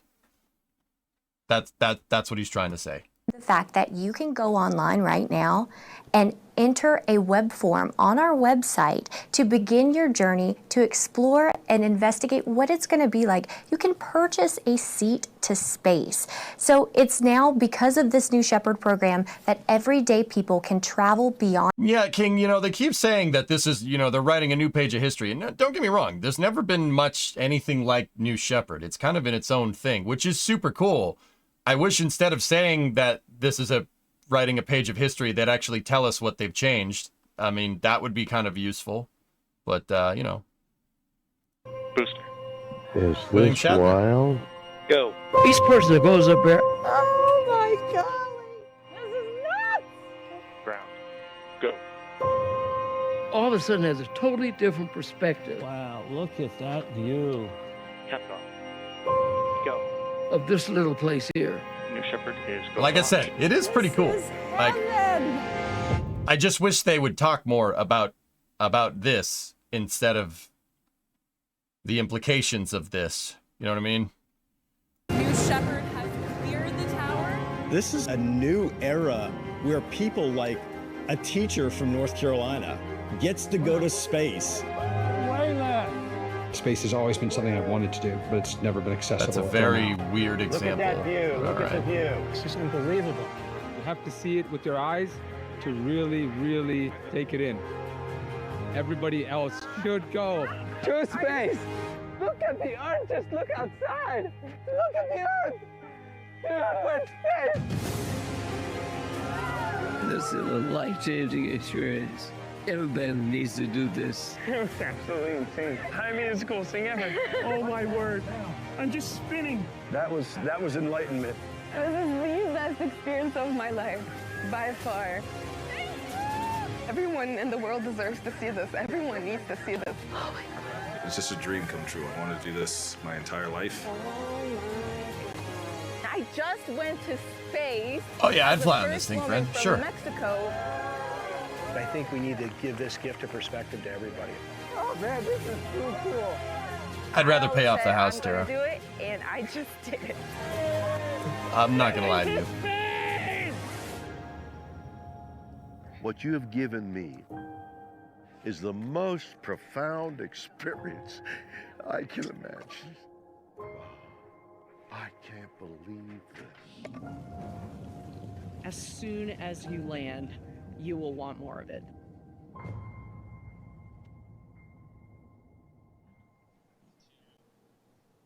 Viper news. So you can really, you can see the impact that this experience has made on all of these great people. They all experience it in their own ways. They exit the crew capsule and they kind of just spill out their emotions in real time. And it's just really just incredible for us to be able to talk to so many of these people who get to do what we don't get to do, which is to see the... Nah, guys, don't get me wrong. I would ride on this. Sure, absolutely. I have the utmost confidence in this design. New Shepard's a pretty damn good rocket. And once again, I get it. There's other orbital class rockets. I mean, even what New Glenn is going to do is arguably going to make this thing look, but what this thing actually does is pretty damn impressive. My kind of thing here is like, dude, talk about it. Talk about the B3U. Talk about how this thing is using full cryogenics and how guys, propulsive landing with hydrolocks. That's pretty hard to do. That's not easy. It's not an easy thing to do. And this thing just does it. It's trying to use a hydrogen propellant and getting the hydrogen to settle to do a propulsive landing is very, very complicated. That's a hard thing to do. Hydrogen's already a pain in the butt. But, you saw like older rockets like Delta IV Heavy, how much problems they have with the hydrolock systems on it, right? And before that, just Delta IV Medium, right? This thing just seemingly does it no problem. It's a major step forward in fully cryogenic design, for at least on the hydrolocks front, which is cool. Because Blue is making it look very manageable, and it's not an easy thing to do. They're targeting Normie. Jack, here's the thing, man. Trying to get people to like space is kind of a losing battle. You really, and believe me, as someone that's done STEM outreach for the better part of a decade, saying like, oh, the rocket goes up really, really high and then it comes down really, really far and then does a really, really cool landing. No, that's not how you do this. That is not how you do this at all. That's not how you talk technical, you talk specifics, and you come up with analogies to make people that don't necessarily understand rockets understand how crazy this actually is. Like what I just did. That's not how you do outreach. You don't talk Normie to get Normie's attention, because then it's just going to get lost in the static, like what this cast is getting lost in the static is. Like, do you see the difference between like the Hera mission and this?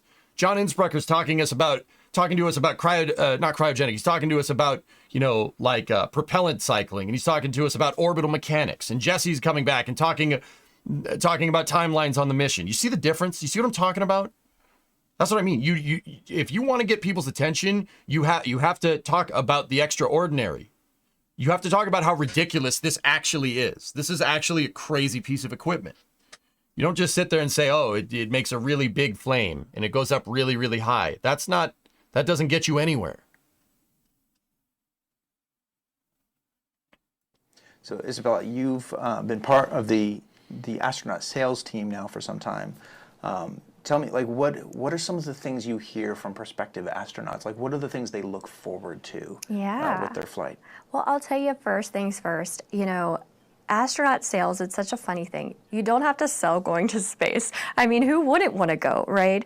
It's something to where, you know, talking to these astronauts, the experience in and of itself, I'll tell you a bit about it. Yeah, so Viking, you what called you could expect is to come out How'd you 3 know? days before your launch. So you're going to come out to the beautiful West Texas desert that you can see here as the landscape is right behind our rocket.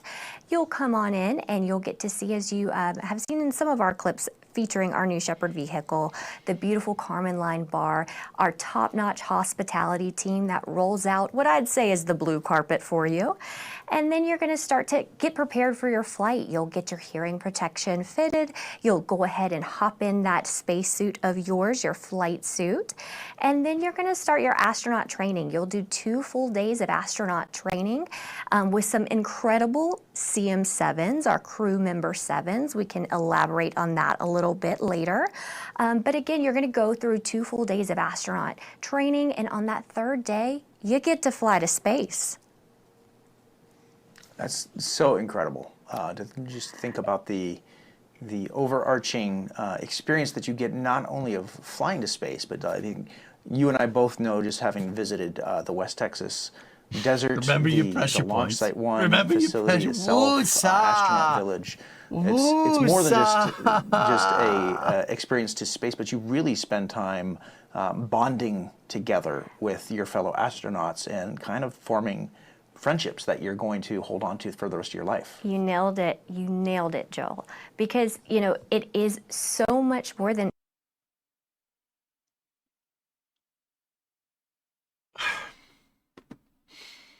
I'm trying to stay professional. I'm trying my best. I'm trying. Right you are, Ken. but it's what you choose to do with it. Are you choosing to open up a door to perhaps representation for a home country?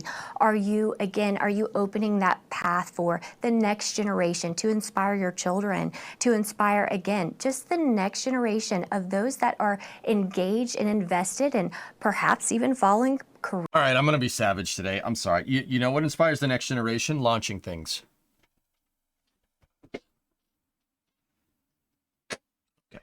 Glad we're on the same page here.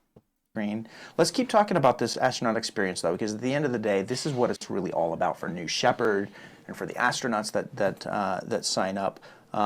Let's watch the little clip that we have prepared. I'm trying to stay professional. I'm trying, man. I'm trying. It's so difficult. One of my favorite videos, Joel. Oh, my favorite.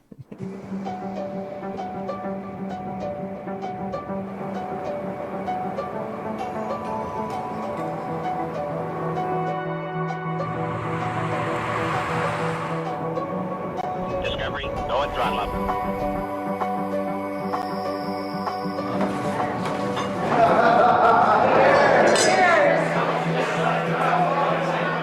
Love the family.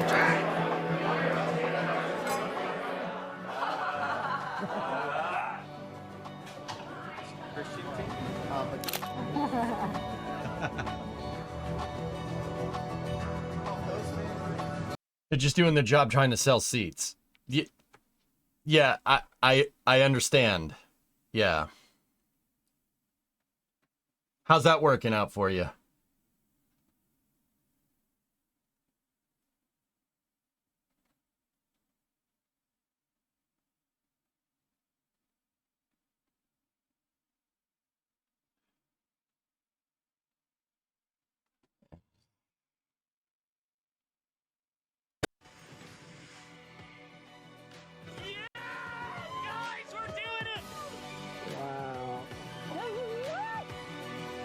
I'm doing just fine, Kippy.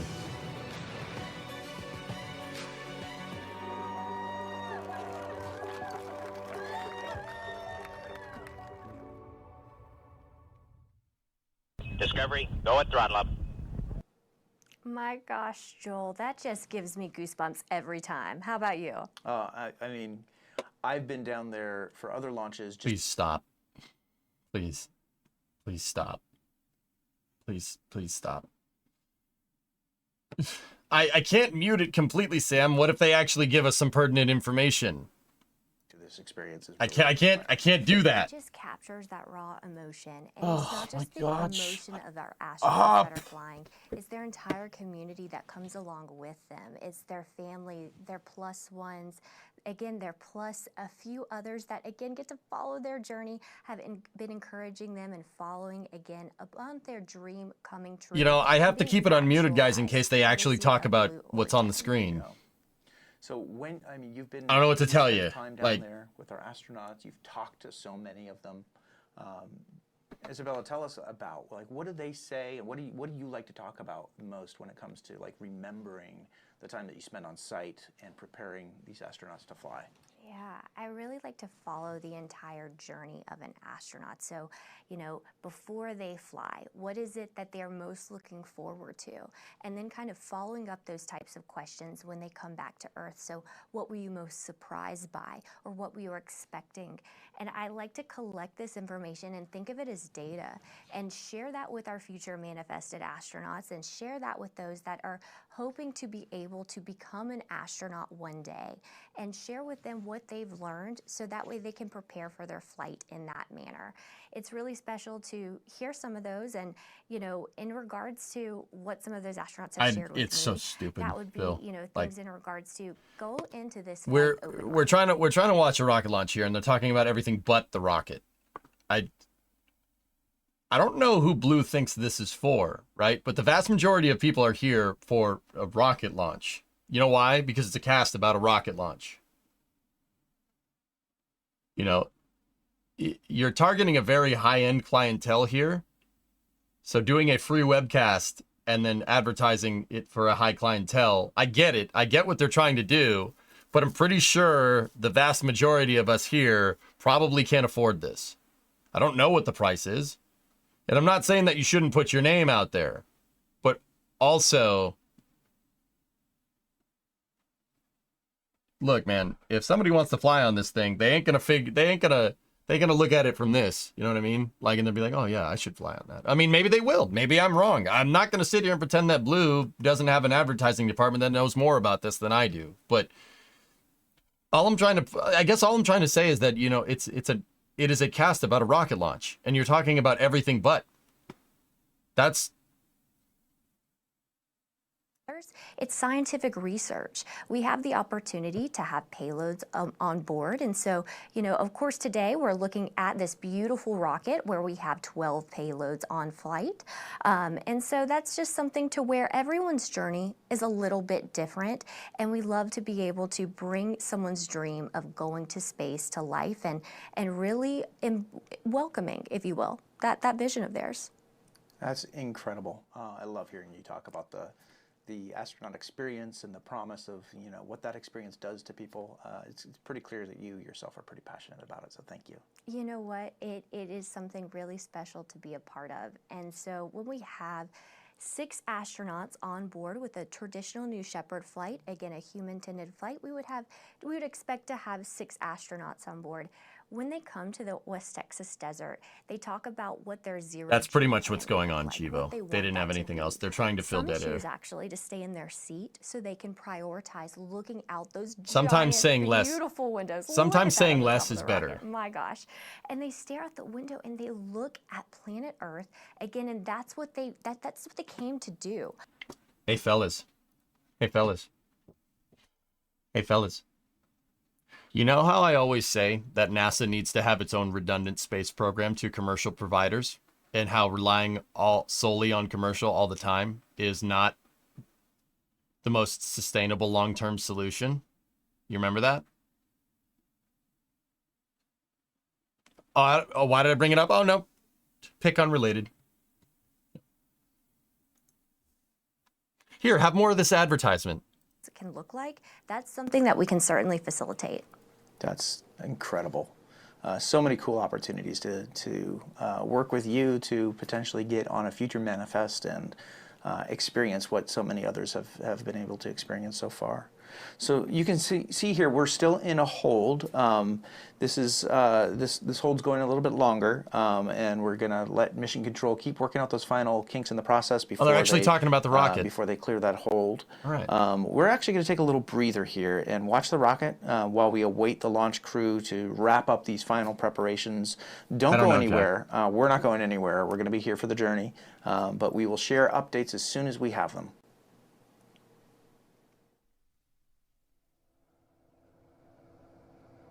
Yeah, Colonel, I know. Dude, I'm not trying to be a jerk here, man. Like, it's just, dude. It's just... There you go. There you go.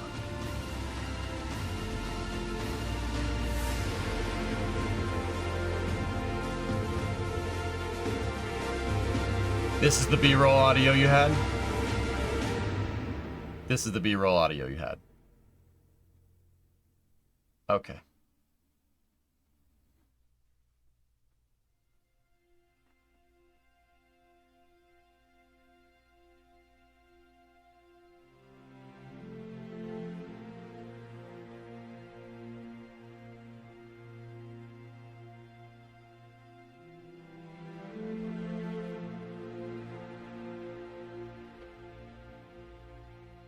Kind of does sound like Halo, doesn't it?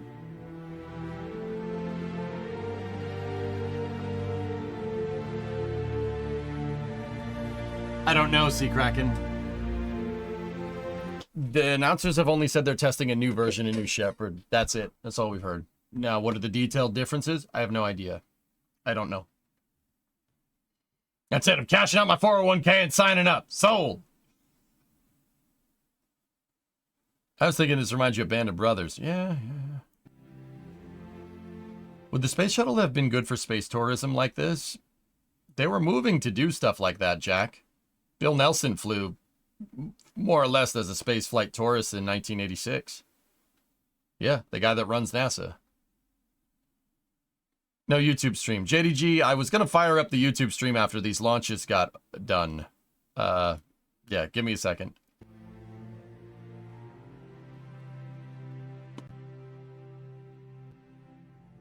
Right, Rig? That's... Dude, well said.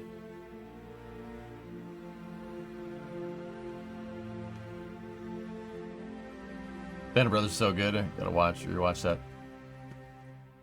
Baron, what's that? Flew from Acapulco to Atlanta. Landed 15 minutes ago, and the turbulence was scary. I had a window seat so I could see the wing flex. Remember, it's supposed to flex. If the wing isn't flexing, you got a problem. You had 154 looping in your mind? Oh, God. That's not what you... That's not what you want to think about when the plane is going. Oh, no. We playing anything today? We're going to play Workers when this decides to not just sit there.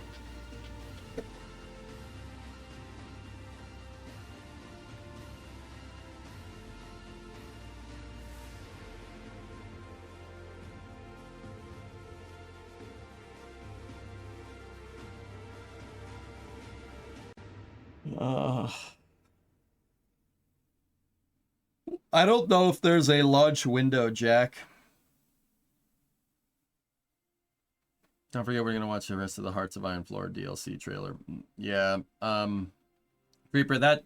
We might have to move that out a little ways, dude, because... This is basically the time when I was going to do it, but I want to get some games in.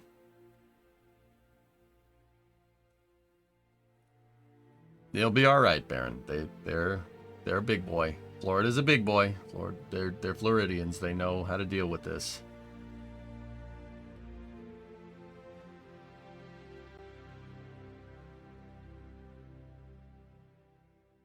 I suggest picture-in-picture. I think that's a good idea.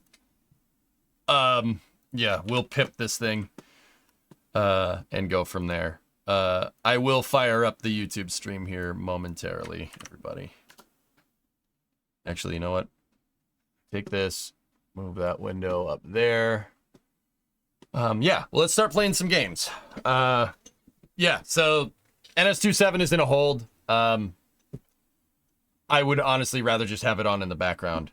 Like, and I'm not trying to harp on Blue. I think what Blue is doing is awesome. I really wish they would talk more about what they're doing instead of everything else but that. But, all right. Okay, so let's switch over to workers and resources here, and we will get going. Got to figure out where